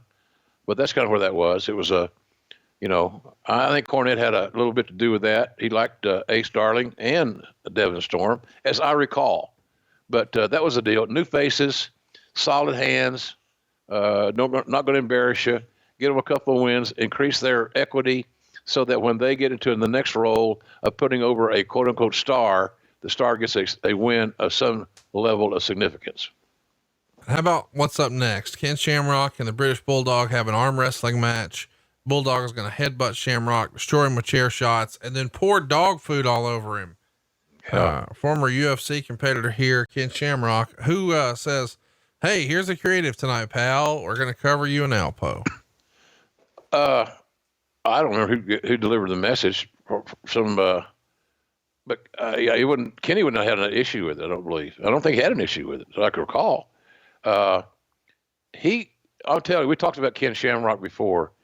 He was so close to getting to the next level and occupying a spot there for a long time if he had not decided to go back to MMA. But he was a team player, and all it was going to do is anything you could do to really piss Kenny off and where he'd almost, so not quite, but almost go out of character was money. Because, boy, he had a great pissed off body English, facial expression, guttural screams, anger. It manifested itself really well with him. So I was still a big Kenny Shamrock fan, quite frankly, but that was the deal with Kenny. He was a team player. He's going along with it. And I think he kind of liked working with Bulldog. They kind of had some things in common. Two strong guys. Bulldog knew where the rubber met the road because nobody's going to, try Shamrock just for the hell of it. That would probably not have been very smart. As tough as Bulldog was and as strong, I don't like his chances against Shamrock. What an interesting time in the company. The next thing is Goldust and Rockabilly. They go to a no contest when Rockabilly slaps Michael Moore, the former boxing champ, at ringside. Of course, Moore knocks him out. Then Pillman would attack Goldust and try to stuff a dress from a mannequin down his throat. This is a wild time in professional wrestling. Your main event, though, we see the Patriot get a win over Bret Hart, 9 minutes and 23 seconds. Shawn's doing the commentary. And after a ref bump, Patriot gets the win with the schoolboy, those damn schoolboys. 9.5 minutes though. What a debut here for the Patriot. I mean, he's aligned with Stone Cold and Shawn Michaels and Sid, and he's getting a win over Bret Hart on TV. We're gearing him up for the big time. Absolutely. Well, Dell was as we said earlier, he was a great amateur athlete, All-American football player, defensive player. At South Carolina, nice guy, well-spoken, and he had the package. He had the size, he had the athleticism, He had a very unique persona. So he fit right in, as we mentioned earlier, that niche that was going to connect the U.S. versus Canada storyline. So yeah, we had high hopes for Dell. It's just, you got another guy that's got some injuries that that kind of became an issue. And then I think because of his injuries, Conrad, I think that maybe painkillers might have been his downfall, or some sort of muscle relaxer or something. He was banged up, is what I'm trying to say. And because the system in the wrestling business at that time, and still in some places to this day in some areas, if you're hurt, you don't work, you don't get paid. That was the old school way of doing it. You don't get paid if you don't work. So guys would work even when they shouldn't have been, because if they didn't, they weren't getting any money. Same scenario when the women wrestlers would come to work at the territory days, and they'd bring 4 of them in, and 4 men would have to sit out for 2 weeks while the women were booked. And then the women on the tour were getting all kinds of shit from the guys, because the guys, 4 of their buddies were unbooked and they weren't being able to feed their family that week. It's sad that it's that close as far as your income, but that's what it was. But Dell was a good guy, and I wish he could have had his run, because he had something. He was a good athlete, man. And I thought that, he finally got to WWE. He finally got to the level he wanted to get at as an athlete and as a wrestler. It never materialized. But we sure the hell tried. Well, and you were trying to beat Nitro in the ratings, but you're unsuccessful here again. Despite it being a sold out show, Raw does a 2.9, Nitro does a 3.4. It's got to be a little disappointing to lose in the ratings, but when you see you're setting records every single week, I guess it's time to just put your head down and focus on your business, which you would clearly indicate, hey, we're doing something right. We're drawing record houses. Right. A lot of analogies you can draw to that, but the bottom line of it is that we're doing a lot of good things. We're getting some talents over. We're building some unique storylines that seemingly have found a home. They've taken root. So we felt like we were doing a lot of good things. And, when you get to TV, our guys that call in, hey, JR, what's our ratings this week? Austin was bad about that. Not bad about it, but he's, you get the normal, dang, I don't know what we got to do. I said, we'll just keep doing what we're doing. That's what we got to do. We're doing the right thing. We're running the right offense. We're calling the right plays. We just got to overtake these guys. So, and that's going to come from consistency. And so that's kind of, I told that to the guys every week. Just keep doing what we're doing. Outwork the son of bitches. Work harder, work snugger, and hopefully some of these storylines are going to get over. And by the way, you have a say in your storylines. If you choose not to participate, then you're probably not going to be making the money you want to make. And most of them would understand that and agree. So it was frustrating. And God knows we didn't think it was going to last 83 weeks. No, but thank God it did for the podcast. So let's talk about a meeting here that I'm sure you've got an opinion on. Meltzer would report that Heyman had a meeting on July 31st at Titan Towers with Vince McMahon, Bruce Pritchard, and Jim Ross to open up the lines of communication. While nothing definite as far as a date and angle being confirmed, McMahon apparently told Heyman that if he had any ideas on angles that would benefit both companies, to present them to him, and both sides talked a lot about the September 22nd live Raw from Madison Square Garden, saying that ECW will definitely be a part of that show. At this point, it seems to be premature, but it is definitely a possibility. Sources in the WWF claim that Heyman had been on the payroll for quite a while before the relationship cooled off, when, according to the WWF side, Heyman no-showed the June 30th show in Des Moines, Iowa, where he was scheduled to start as a color commentator on Shotgun Saturday night. The WWF had claimed that Heyman told them to keep that news quiet because he didn't want his wrestlers to find out before he told them himself. He never told them and never showed up and never did the voiceovers. And he still insists that he never agreed to do it. So chat me up. Obviously this is a sore subject, but you were there. What really happened? Well, I think pretty much what Paul said. Paul sometimes can be, well, heck, he's a brilliant guy, as we all know, but I wouldn't want him doing my taxes. Sometimes his organizational skills, like others that we know, need work. So, and I also think that he may have thought that broadcasting on Shotgun Saturday Night, which is we had no idea if it's going to be around for another week or another month, another year, whatever. It certainly was not Monday Night Raw. It was not the A show.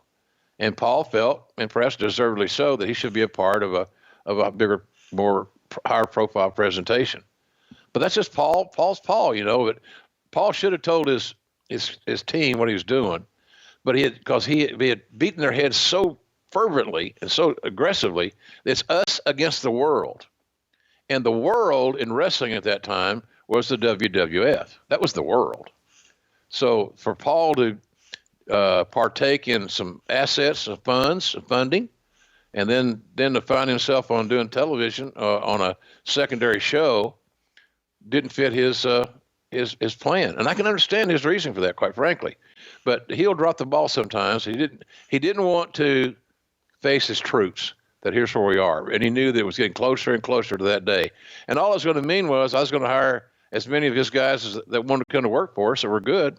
And I did. And he knew it was going to happen. I didn't do it that behind his back. He knew. So, and the talent, I'm sure the talent told him because they're leaving. So it was just how that was. I think he probably thought he was just been underutilized and he didn't want to get caught in a jackpot with his team. And he still had hopes that ECW was still going to survive, which unfortunately it did not. What do you think Vince McMahon thought of Paul Heyman in 1997? Oh, kind of I don't know. He was a brilliant, albeit annoying human being in Vince's eyes. Hey, look, I've been with Paul since day one, man. When the booking committee at WCW wanted nothing to do with him because he's smarter than most of the guys on the committee. And I put him as my partner on TBS, which gave him his big break. And he was a great partner. I have no regrets about that. I'd work with him anytime, anywhere. But I don't think Vince ever really sold on Paul. He'd the same thing. I'm sure Bruce has told stories. But in the story in your podcast about JR on with you and Bruce, how I was treated or mocked or made fun of. It's not a secret. Every writer that's been through there in that era can tell you stories about that. And even to the point where Vince goes on TV one time and impersonates me where he's wearing a hat and he's talking like his face is paralyzed, like I had the Bell's palsy. So that's how that worked. I think I thought some of the same things about Paul. Cheap suits. Paul is a much better dresser now than he was then. I saw a picture. He was on McMahon's plane the other day, and he named all the clothing he was wearing, the name brand stuff. Let me promise you, in 1997, he was going to either Men's Warehouse, not a bad store, or he was going to, what's the other place? The coat place, the Burlington Coat Factory. So I think Vince, it's just Vince, he kind of make fun of Paul and is behind his back. But we all knew that he's a smart son of a gun, man. He still is. And when you and I talked about Bischoff and Heyman getting their promotions, getting those jobs on SmackDown and Raw, the key thing there was Bischoff, Eric and Bruce, Eric and Paul both have great ideas. But if Vince didn't let them call their plays, it ain't going to matter. So, but Paul's a brilliant guy, no doubt. He was kind of a caricature of himself. He's been known to stretch the truth, been known to embellish big time. And people say, well, how about you, JR? Because that's always the deal now on social media. Well, JR said this about Paul. What about JR? Well, JR stretched the truth. Yeah. And I have embellished. I did that for a living. But Paul did it behind the scenes. He did it when he wasn't even on camera. So I love working with him. He was always, and I get pissed off at him. I've been as mad at Paul Heyman as I've ever been mad at anybody in the wrestling business because he was annoying. I called him one time on TV. I said, "You're a pimple on the ass of life." And I don't know where that came from, but I believed it at the time. Well, where did this come from? There was a rumor that it was discussed, and you can shoot this down or say, we kicked it around. Rob Van Dam and Sabu against Tommy Dreamer and Sandman at SummerSlam. Was that ever discussed? Yeah, I think so. Because that was those four guys were generally perceived as the top of the mark there in ECW. And of course, Taz and the Dudleys and other guys, Shane Douglas, they had a good crew there. but they were kind of considered that the top of the line. And the thing we thought was because of who they were, that we would get a great match out of them, because they would want to steal the show and do everything they could to be sensationalistic and have a memorable match. So it was discussed. And here's the deal there. The star of that whole quartet was RVD. Right. RVD was always the guy. And look, I'm not knocking Tommy Dreamer or Sandman, great veterans. Tommy still works his ass off. House of Hardcore, always pulling for him. But man, RVD was the star of that quartet, and in the office's eyes at WWE. And so anything we would have done with ECW would have been also to make sure that we took care of RVD in the process. Let's talk about SummerSlam. We're finally here. Huge sellout, 20,213 fans. Sold out about a week in advance. The 17,361 paying fans paid an incredible gate, $523,000, another 202,000 in merch. It breaks all the records at the former Meadowlands Arena. The previous record was the 89 SummerSlam with 17,202 paying fans. So we've got more here, and that gate was 326,000. So this is going to be not only the record here, but the second largest of 97 in North America, trailing only WrestleMania at that point. But to top it all off, you have a big corporate sponsor as well, Stridex. Jim, were you ever involved in any of the sponsorship pitches or presentations for any of these shows? Well, luckily, I was not involved in any of those pitches. We had PR things. Somebody would come to the office, and, because my office is next to Vince's, and they come in to see him. He didn't like meeting strangers. He still doesn't. So sometimes I was asked to be in meetings just to support him. And, which is fine with me. I got a great education from that, but, no, I wasn't involved in that, but we started getting more. That was new money. And that was what, as a businessman, like yourself, with your mortgage business, all your podcast stuff, we're always looking for new money, looking for new sponsors, everything. So that was always the ongoing search, but I wasn't involved in any of that. But we had a good sales department that did and did a good job with it too. Once we started getting into sponsorships, it got to be pretty damn lucrative. Let's talk about the first match. I think a lot of people remember this one. It's the Big Blue Cage, which is going to be not long for this world. Of course, Hell in a Cell is going to be ushered in a couple months from now, and that sort of becomes the new norm. But we've got the Big Blue here for Triple H, Hunter Hearst Helmsley at the time, to take on Mankind. They're going to get a long time here, 16 minutes and 25 seconds. A pretty spectacular spot in the match here. Helmsley gives Mankind a superplex off the very top of this 8-foot cage, the same bump that we saw Hulk Hogan and Big Boss Man do back in 1989. Eventually, Helmsley has an opportunity to win and escape the cage, but he changes his mind just to slam Mankind's head in the cage door, which is just brutal. And then we've got another fun spot where Mankind's climbing to the top of the cage, and it looks like he's ready to climb down, but instead he opens his shirt and reveals that he's got a little heart drawn on his chest, like Dude Love. Takes the big spot. Of course, when Mankind gets laid out on the floor, Dude Love music is going to play, which revives him. He starts doing the strut to the back. 2.5 stars. What'd you think of this 16.5-minute cage match here to get the show kicked off? Interesting placement. I thought it was interesting placement, to start the show with a cage match. And those guys are going to have a old school, more oriented cage match. I think one of the worst things that pro wrestling has done is to allow an escape from the cage, as a criteria to win the match. The whole concept behind with cage matches, as the fans know, it's a blow-off match. It's something to finalize a long-standing issue. It's believable. It makes sense. All that good stuff. So, and I want to mention too about the blue cage. The blue cage, when I first got there, got in talent relations. The two things that talents told me that they'd like for me to address was the rings, because they're too hard, and the big blue cage. And that big blue cage is, they called it the Hogan Bundy cage. A lot of guys were still there. Patterson, some of those guys, some of the older agents, Gurria, George the Animal.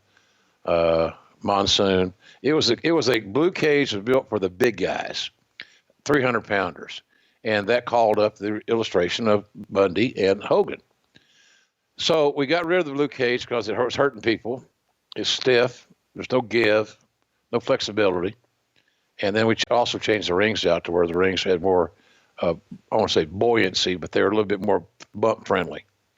But it was a very unique match.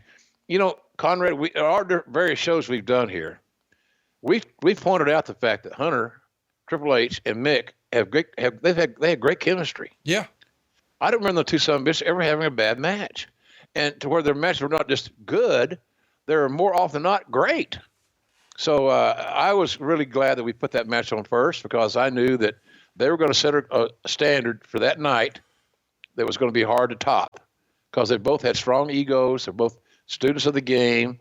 They're both lifelong WWF fans. So I thought, boy, this is a great idea. So that's kind of where we went with that. I remember us talking about it, but it didn't, quite frankly, it didn't seem to fit anywhere else. Right. It wasn't going to close the show, right? Which ideally, as a booker, you'd want your big cage match between two of your top stars to close the show under normal circumstances. That wasn't the case. So I liked it, and I always liked those guys' work. I think that Mankind helped two guys immensely: Shawn Michaels and Triple H. Triple H comes, he's from Greenwich. He's a snob, and he doesn't come off as the guy you'll dodge in the alley. He evolved to that, but when he first started getting rolling, he was just rich guy snob from Greenwich, basically Vince playing off Vince, and then he made me believe that Triple H is a whole hell of a lot tougher than the perception of him had been. Big boost for Triple H. The same thing, if you go back and think about the match, another match that worked that way was Shawn had matches with Mick. Same deal. Much like Shawn's match with The Undertaker in Hell in a Cell. My point is, there's certain guys that were able to take a wrestler out of his comfort zone, i.e. Shawn Michaels is perceived as a high flyer, finesse wrestler, really smooth, all this stuff, steamboat-like. And so we in that match, hopefully through our commentary helped some, that we made Shawn a tough little bastard. And that built as we went forward. Same thing with Hunter. My point is that you find guys that have great chemistry, and you want to challenge them. That we got to have, Mick knew that we were going to go with Hunter, and Mick was, still in that Vince McMahon borrowed time thing, for whatever reason. So Mick knew his role was to get Hunter over, and to make him be perceived as a tough guy, and he did that in spades, quite frankly. Well, I'll tell you what, Big Blue had a lot to do with it here. And if you're looking to be the dude love at your house and hit your finish, well, you'll love BlueChew.com. I knew that was coming. BlueChew offers a performance enhancement for the bedroom. It's going to make you last a little longer, go a few extra rounds. And JR, this past week, you were telling me have Ding Dong Will Travel. You went on a little BlueChew escapade. How did it go? Did you lay the smack down? Did you stomp a mud hole? Did you walk it dry? Let's just say that my destination was parts unknown. And at the end of the match, I got my hand raised. There you go. Hey, make her tap out, and you can do that with BlueChew.com. You'll get the world's first chewables with the active ingredients that they use in Viagra and Cialis. And they make it a lot easier too, because they've got affiliated physicians who work with you online to find the right dosage and active ingredient best for you. And because it's chewable, it can work up to twice as fast as a pill. It can be taken on a full or empty stomach. And because the online consult is free, it's cheaper than the other two. So why don't you just take a few minutes right now, connect with a BlueChew.com affiliated physician, and if you qualify, you'll get prescribed online very quickly with no in-person doctor visit, no awkward conversation, no waiting in line at the pharmacy. It just shows up in discreet packaging, and then you're ready to chew it and do it. BlueChew gives you the confidence you need in bed every time. You and your partner will love it. And just for listening to Grill and JR, we've got a special offer for you. I can't We believe got a hell of a deal on. This is a hell of a deal. it's free. Folks, it's free. It's free. It's for me, baby. I love it. And that's so $5 shipping, right? That's right. Yeah. You just go to $5. You got a big order. BlueChew.com. First order's free. Use that promo code JR, and the $5 shipping is all year round. The product is free. $5 shipping's it. It's BlueChew.com. BLUECH. Easy for me to say. BLUECHEW.com. Promo code is JR, and that's because your erection is going to be just right. Isn't that right, Jim? Yeah, it's gonna be perfect. I'll tell you, this thing is so common sense. I told some guys last night, or I was at a thing earlier this week, 22nd year I mentioned with the OU coaches, and we're talking about the podcast, and some of them listen, some of the guys listen, and they all were curious. They all gathered at the river to talk about BlueChew. If I had a like a fish bowl, like full of M&Ms, but only full of BlueChew, there would have been a lot of happy ladies that were in Norman last night. And I got some guys really interested. I said, well, all you got to do is go to BlueChew.com and use your /JR, and $5 you're in business. It's worth $5 to try it. And think about this, folks.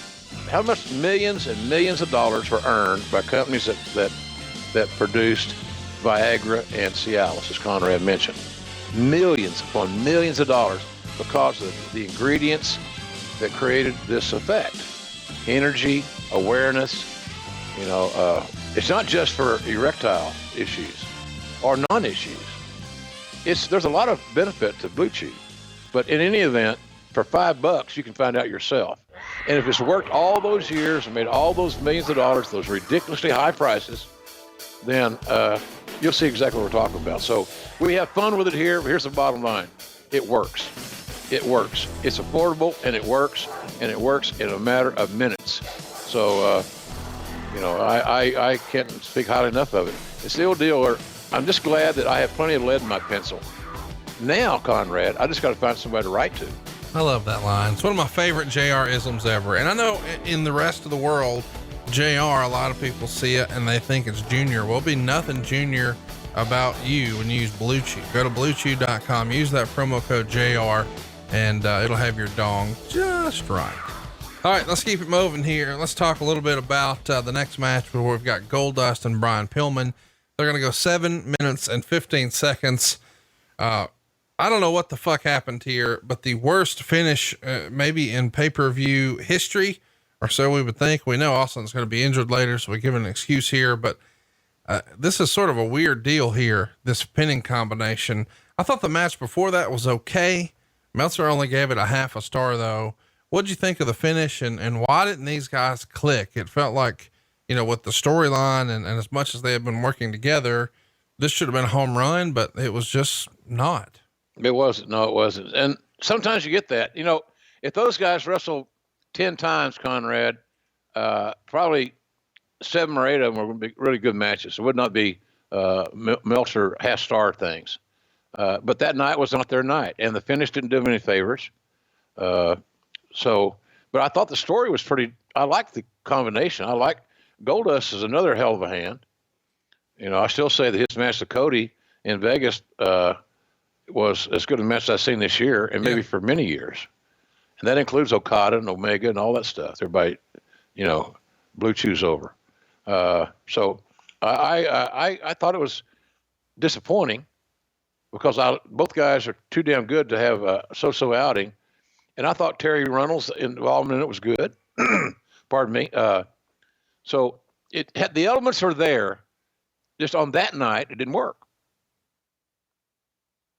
It was an interesting match, and I guess we should mention that this feud has a touch of realism to it because Dustin Rhodes has said that Brian dated his wife Marlena way back in the day before they were married, which made him a little insecure. He didn't have a problem with Brian. They were friendly. He was doing his best to go with the flow, but he was a little uncomfortable because he hated the idea that his wife had history with his opponent here.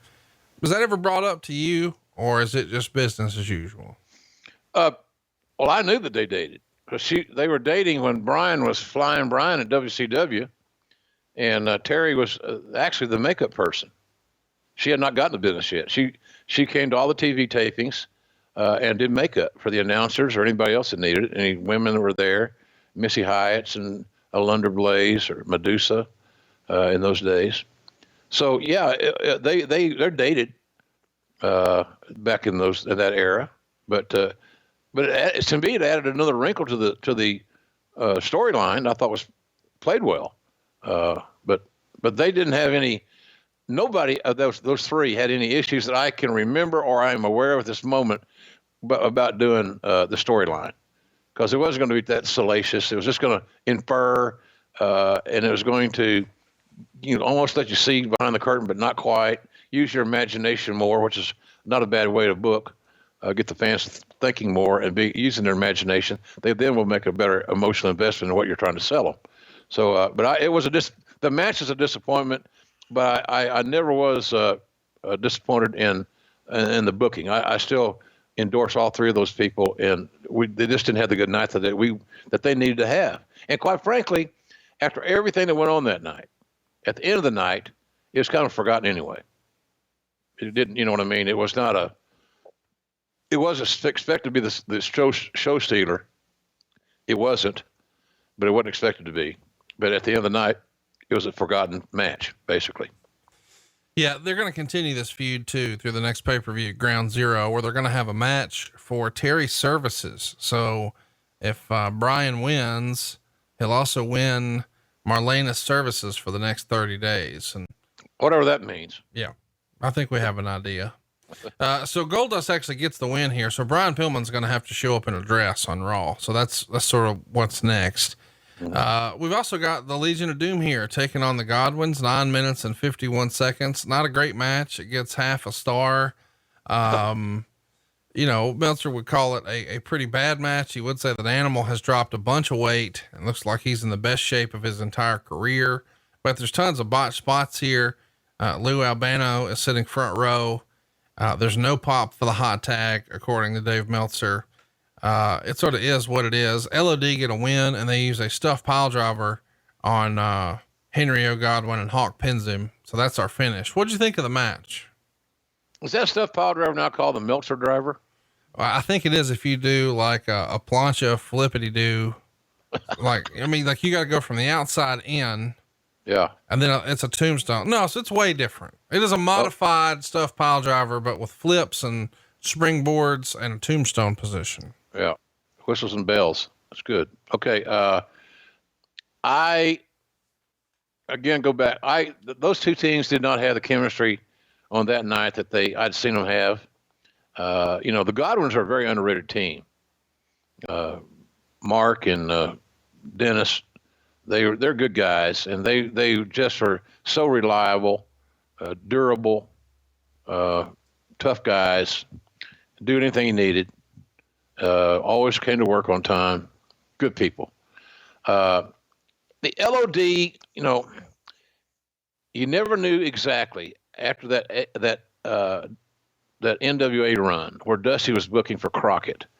After that, you never knew exactly what LOD you're going to get. Now, none of the versions were horrible, but some of the versions were just more on. When the Road Warriors were allowed to have matches that were 10 minutes, something like that, like this match here was 9:51. That's about the max. And so I think that I wasn't overly shocked that the match wasn't great, but I was expecting more of it. And I've seen both teams have better matches than they had on that night in New Jersey. Let's talk about the next match here. But before we do, it's the $1 million segment. So the concept is we're going to give away $1 million, and we've got all these keys to choose from. And, they've got to call two people on the telephone. The first number is disconnected. The second number doesn't answer. The third number is at home, but he's not watching the TV show. But you know what? I was okay with this segment going long because Sonny here was as Roll Tide gets. Was she know it? Sable. Well, either way, you know who I'm talking about. Oh, yeah. You want to clean that up? Make yourself sound better. Well, listen, I'm not that concerned about it. I enjoyed the segment. I thought this was a fun dialing segment, just because we got the extended, stretch of ladies here on camera. But I know we're going to do a show on Sable, in the next few weeks. It's going to be one of the more eye-opening shows you probably will hear from us of what we had with her. I mean, a lot of people still to this day, because of the revolution, the women's revolution, the evolution of the development of in-ring skills, athleticism by the women who make a living wrestling nowadays. You know, she can't be compared to that. That's not what she did. She was an attraction, and she was a legitimate, bona fide superstar. And all the measurables that you could utilize, whether it be Playboy covers, merchandise, minute-by-minute ratings, whatever it may be, calendars, posters, whatever. She checked the box. She was big time. And I think you're beginning to see it, Conrad, by what you just mentioned. You don't remember a damn thing hardly about the $1 million giveaway, but you can remember that Sable was a part of the presentation. You know, Sable's there in a black outfit, but Sonny in the silver outfit was more my speed. I was a huge Sonny mark. So whatever Sonny did back then, I was all for, but it's clear to see why Sable became the superstar. And I'm looking forward to us covering her real soon here on the show. We haven't done a lot of personality profiles. That'll be a fun one. Next up, we've got Davey Boy Smith retaining the European title with a DQ win over Ken Shamrock. You know, this is sort of the formula we're doing here, where Shamrock goes berserk and he chokes out Davey Boy Smith. All the officials are trying to break it up. Finally, he breaks the hold, but he gives Patterson, Briscoe, and 2 refs belly to belly suplexes and a huge pop from the crowd. Really a fun moment on the show here. And it doesn't hurt Davey Boy. He doesn't have to pay off the silly stipulation, but you're showing Shamrock, who's already got a bloody mouth, that, I mean, he's Billy Badass and he's ready for the big time. Yeah. He's great in anger. That's what we were talking about earlier. The passionate Ken Shamrock, the emotional Ken Shamrock, is a sight to behold. And that's what we get. So that's what a lot of bookers look at this way, and I'm not disagreeing with them at all.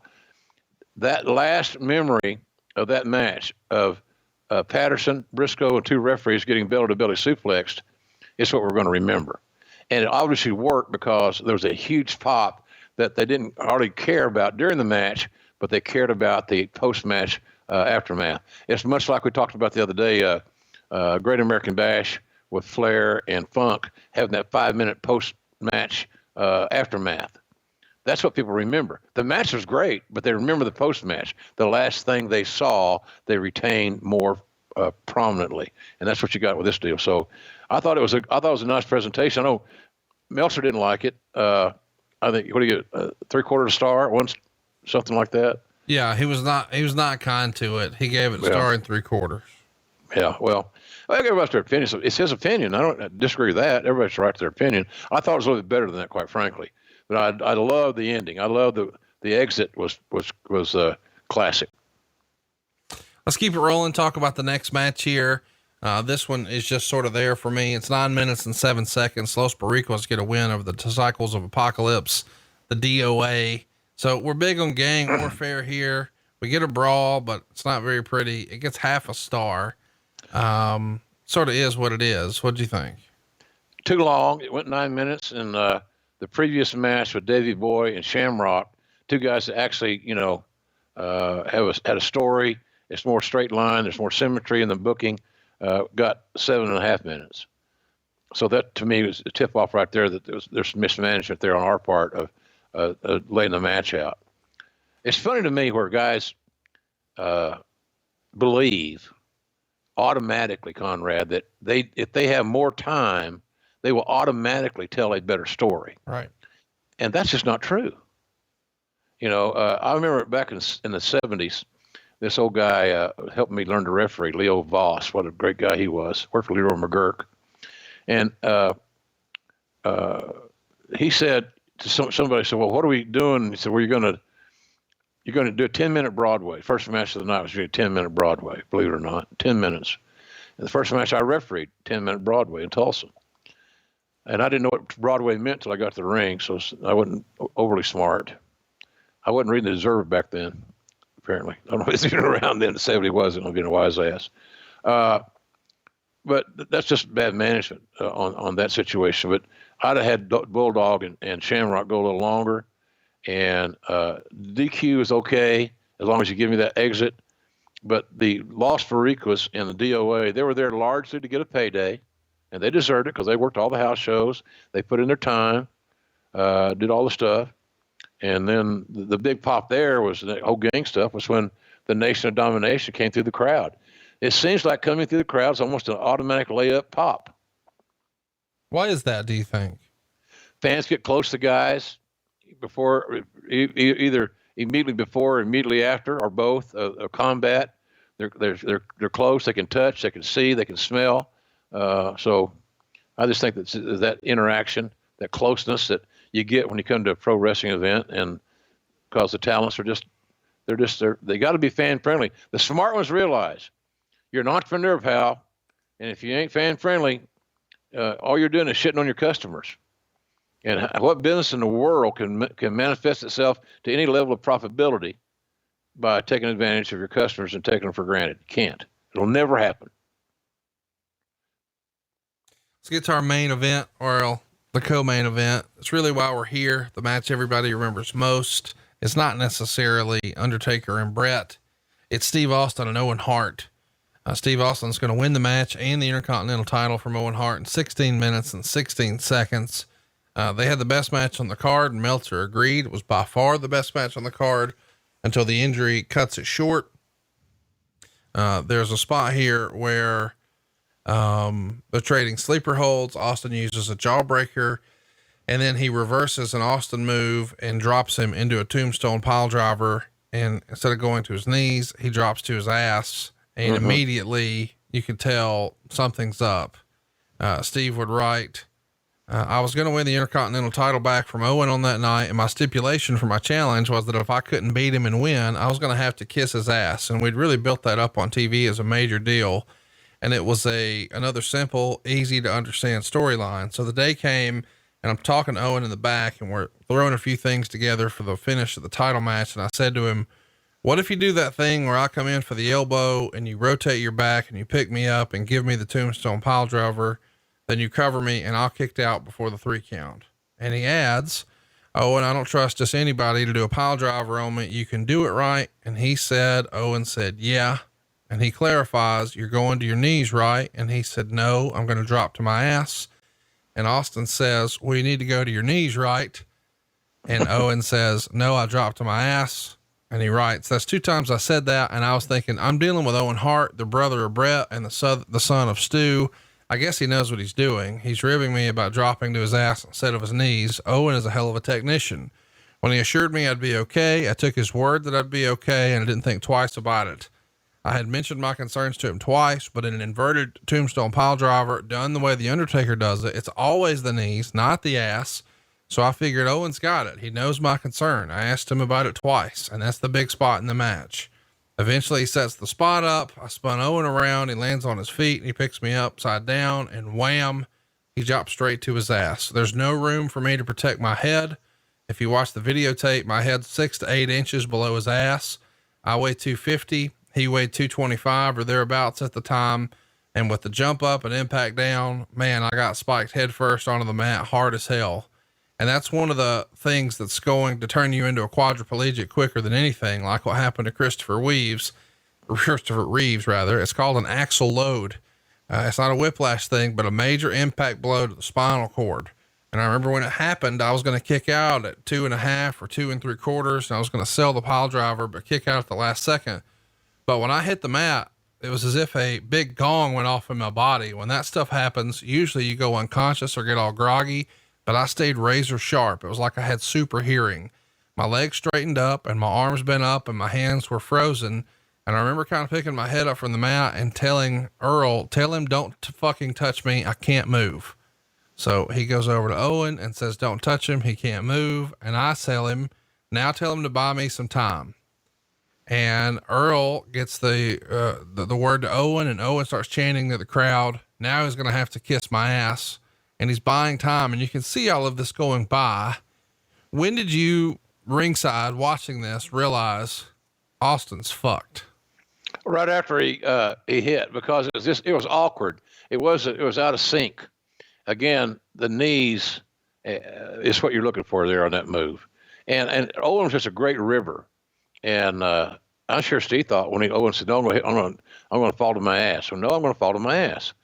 He probably thought Owen might have been ribbon, because like Steve said, it was a key part of the match.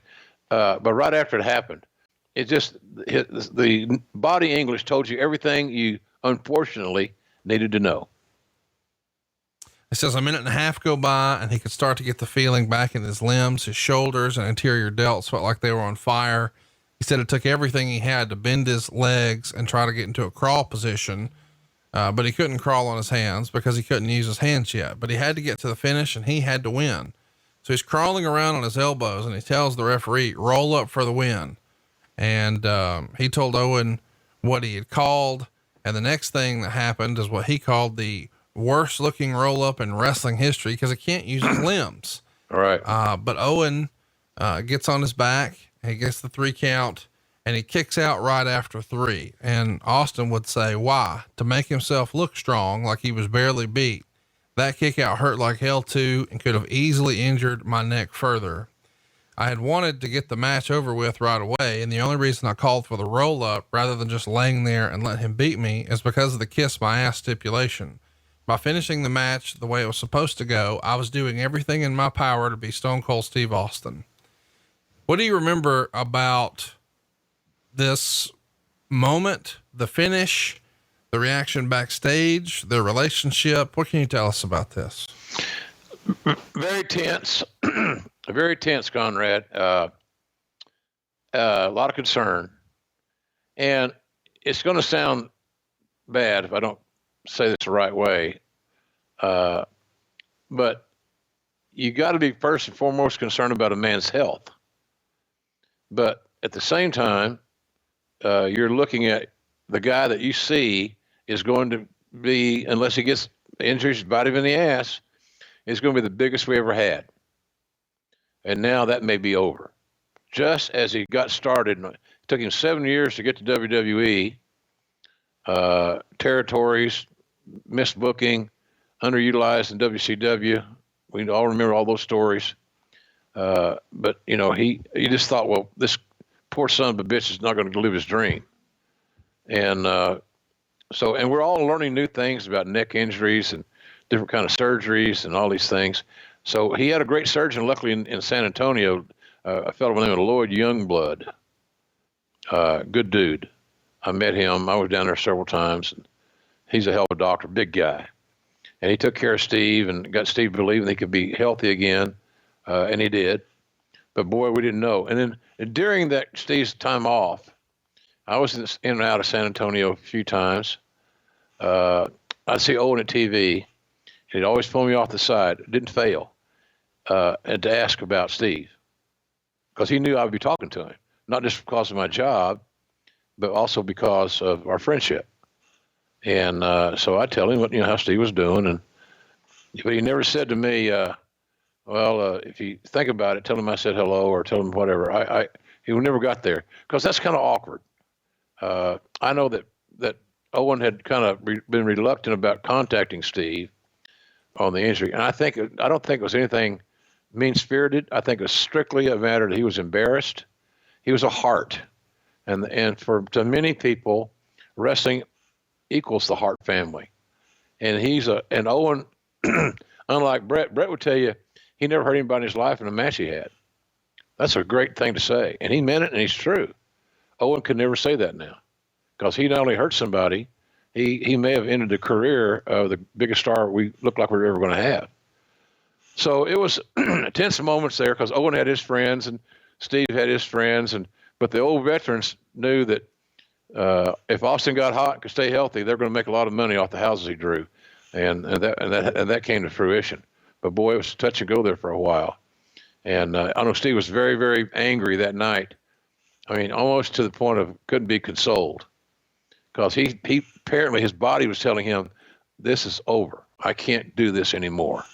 And luckily, he got over the shock and the trauma of that, got his surgery, and got great care from Dr. Youngblood, and and came back and was able to squeeze a few more years out of it.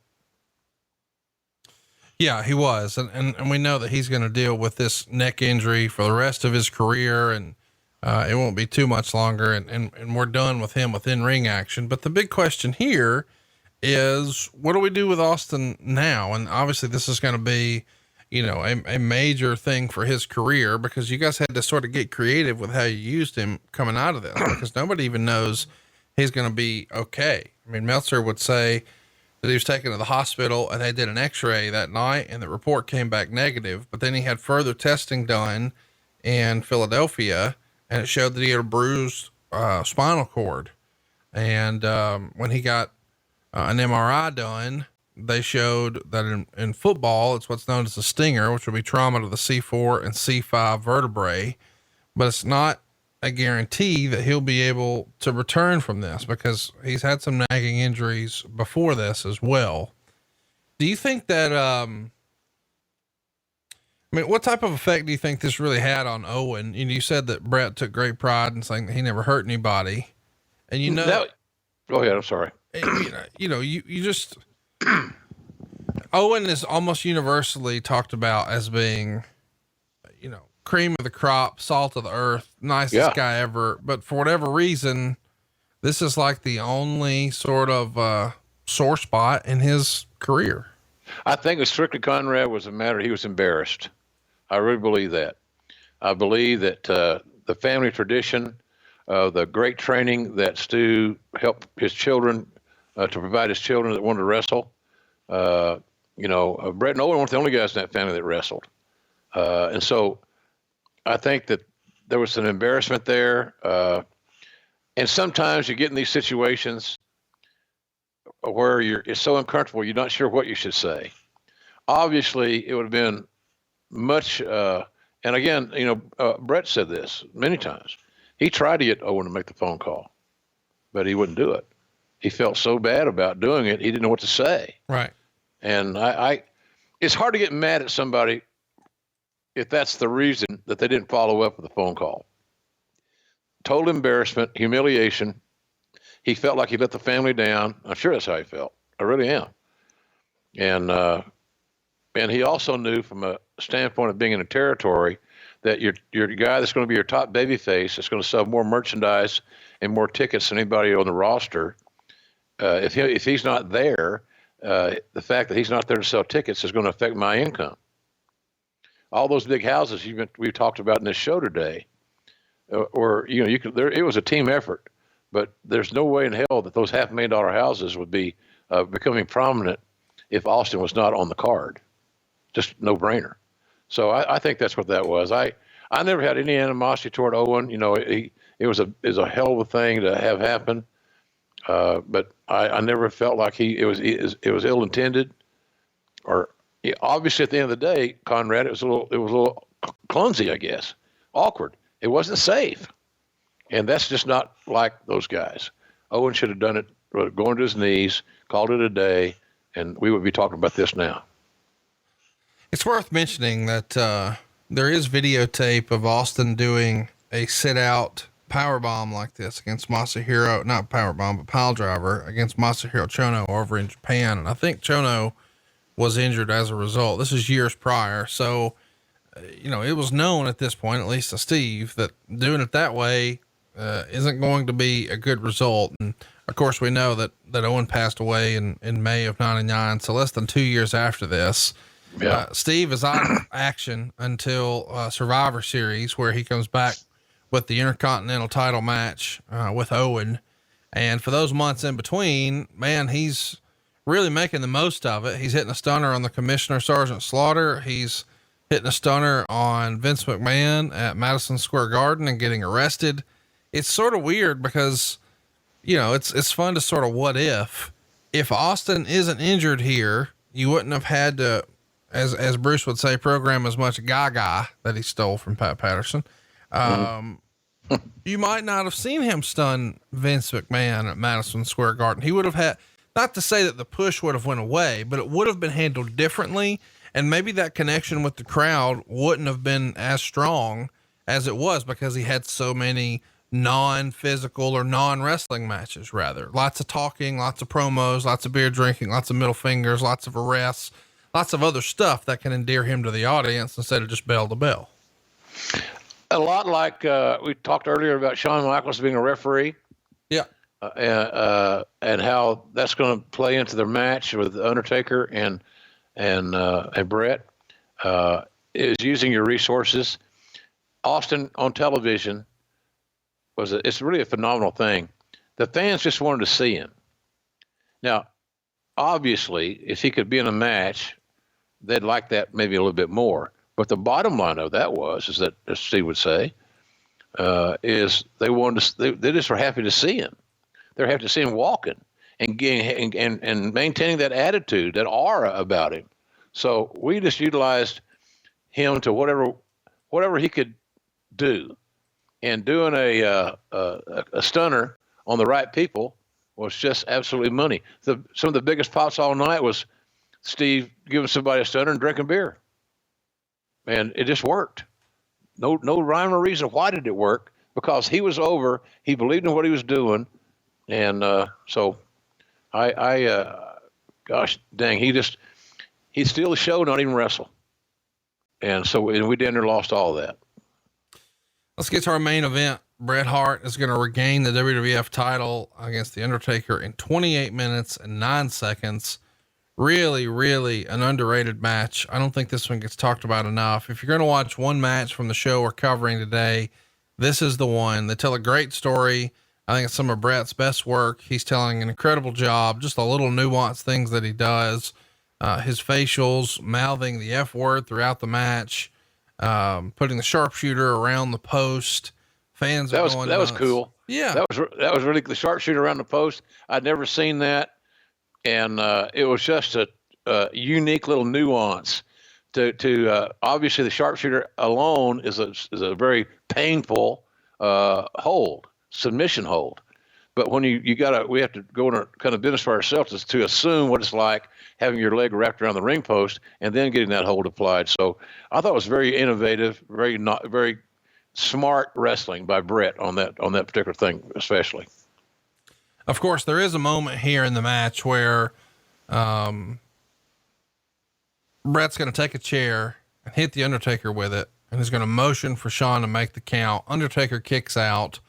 Eventually, Hart and Michaels start arguing, and Michaels notices the chair. Obviously, he ramps it up. He starts screaming at Hart. If he uses the chair, he's going to get disqualified. And eventually, of course, Bret spits in his face. Yeah. And did you see where it landed? Yes. Folks, go back and watch this match. It could not have been done more perfectly. It didn't go in Shawn's eye, but it went all over his eyebrow. Could not have been done more dastardly or accurately. And man, the look on Shawn Michaels' face tells a million stories. So if you go back and watch this match on the WWE Network or YouTube, wherever you choose, check that look at Shawn's face when he got the big loogie right in the eye. And then Shawn swings the chair out of instinct at Bret, but Bret ducks and the chair hits the Undertaker. So of course, Bret makes the cover. Shawn very reluctantly counts the pin and storms off. Really, really great storytelling. And you can see sort of a behind the scenes on Wrestling with Shadows where Bret is discussing this match with Pat Patterson, and they're talking about how it would all be put together. It's fascinating to sort of see a peek behind the curtain, but I thought the storytelling in this match was really, really well done. It's Bret's 5th world title win. I think it's the first time the world title ever changed hands at a SummerSlam. And at this point it ties him with Hulk Hogan for the most world title runs in company history of 5. Pretty phenomenal finish. I love the match. I think this one is easily their most underrated. What'd you think? Loved it. I loved the everybody carried their share of the water. Undertaker was Undertaker, the Phenom. Bret had a big stake here to win the title, the world title, WWE title, and that was a lot of writing on that deal. But Shawn Michaels' role as the referee in that encounter cannot be glossed over. His facials, where he was, his body English, all those things. Shawn worked as hard being the referee in a very unique triangle involving himself, Bret Hart, and the Undertaker, and that title. It was pretty damn amazing. So I really enjoyed that match, and I thought that Meltzer's rating on it was a little low, but that's me. I liked the match. The thing about it for all of us, we're sitting there announcing this match, Conrad, and we're wondering how Steve is. That's where your mind was. And I don't say any disrespect to the guys in the main event, but you're wondering about how this guy is, because he got dropped on his head. Can he walk? Can he move? What's going on? So that's kind of what was occupying at least my mind. And, but I thought those guys had a great match.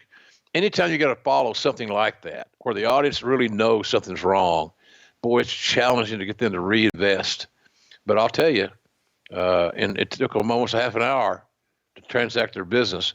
But between Shawn and Bret and Taker, they kicked some ass, man. That was a slobber knocker of a match, restaurant quality all the way, and love. I couldn't call enough Bret Hart, Undertaker, and Shawn Michaels involved matches for my liking. Loved it. Great chemistry with all those guys, and they're all unselfish, Conrad. They sold. Everybody did their share. As I said, everybody carried their share of the water in that match, and it made it great. Well, the next night, of course, we're going to get Shawn Michaels, or we're going to get Bret Hart rather to come out and strut that ass about winning the world title. And it's going to be announced that he's going to be facing the Patriot next, by the commissioner. Chat me up though. This is, I guess it's interesting, but we've seen a ton of build up for Shawn Michaels and Bret Hart, and we're not going straight there. We're going to pivot to the Patriot and then Shawn and Undertaker. Was that because Survivor Series was always the plan with Shawn and Bret, or was it because, these guys just got in a fucking fight 6 weeks ago? We don't need to push our luck. Let's just let them wrestle somebody else and see how it goes. A little bit of that. But I think the plan all along was to try to do the title change in Montreal. And, then people hear this, say, see there, JR said it. They're sticking up Bret's ass, the Canadian thing. Well, I don't agree with that. I don't agree with that, folks. You got your right to your opinion, and I certainly appreciate it. I don't agree with that philosophy whatsoever.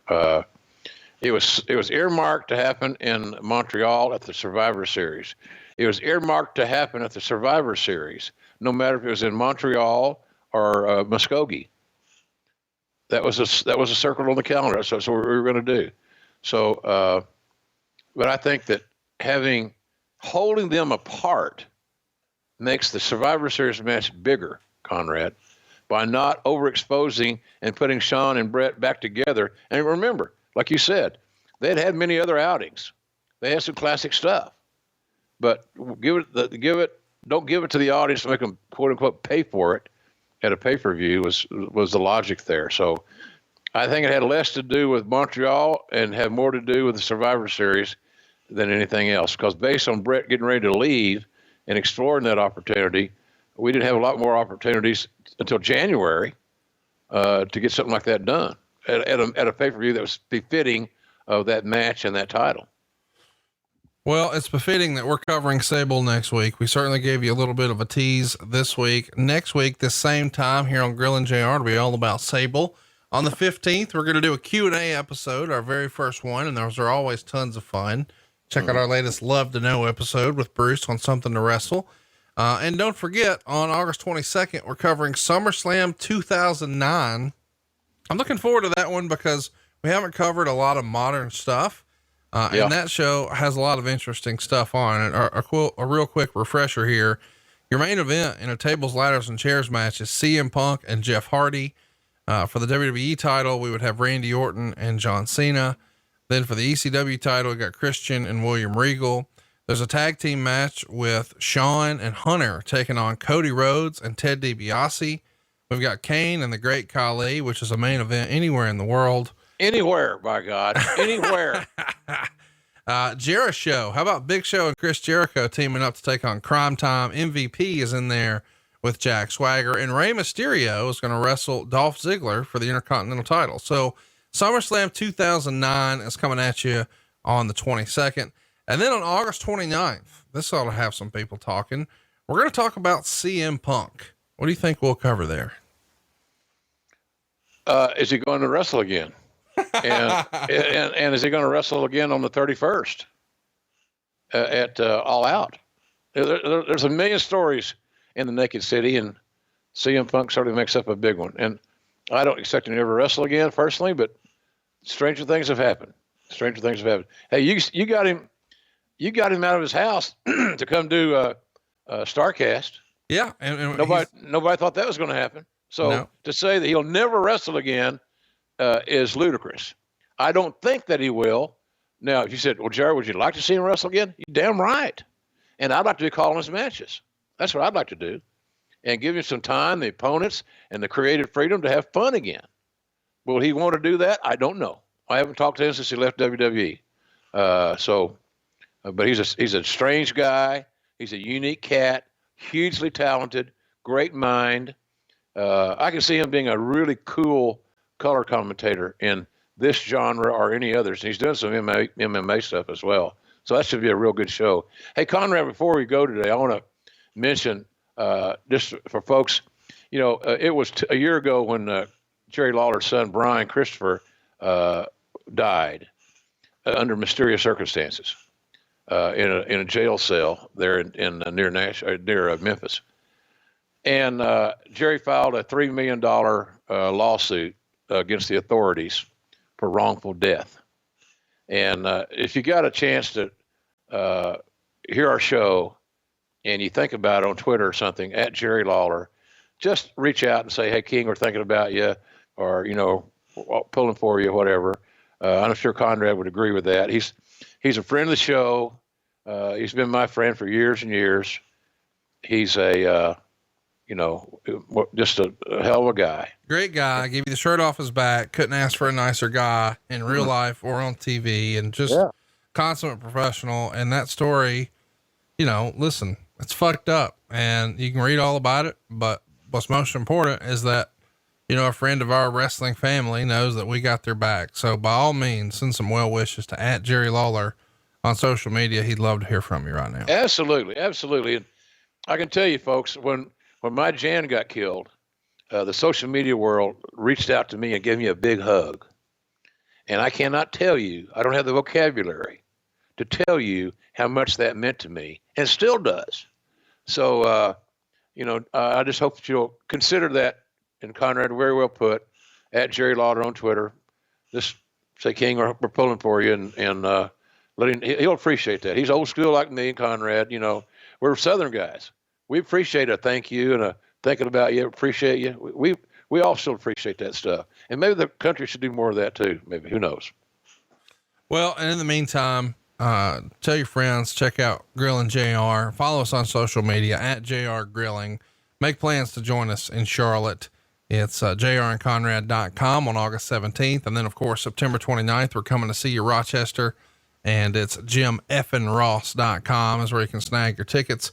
And if you haven't already, you need to plan to be in Chicago Labor Day weekend. It's all that weekend for AEW, but it's also Starcast weekend. We've got John Moxley on stage with a live mic with Jim Ross. We've got Tony Schiavone sitting down with Cody Rhodes. And then of course we've got CM Punk with a live mic in his hometown. Man, you never know what's going to go down. It will be the most newsworthy convention of the year. You don't want to miss it. It's Starcast. It's STARRCAST.com if you'd like to pick up tickets and do some meet and greets. But if you can't make it, Jim, I don't know that me and you've talked about this, but when you order Starcast on Fight, or at least if you pre-order, you're going to get access to not only Starcast 3, which is 11 shows and it's only $39. They're both live and on demand. But in addition to that, you get everything we did at Starcast 2, and you get everything we did at Starcast 1. So you get 1, 2, and 3 all included when you purchase 3 for just $39. It's like 70 hours of content. That's awesome. That's a great deal. That's a value, folks. And like I said, Conrad and I are common guys, and we believe in treating you guys fairly because you treat us fairly. You listen to our show. You tell your friends about us. You're helping us grow our brand, and for that we appreciate. But you're going to see about how we price things and what the packaging that Conrad does is amazing. It's really amazing to me how he markets this stuff, and that's a great value. It's less than $4 a show for the new stuff.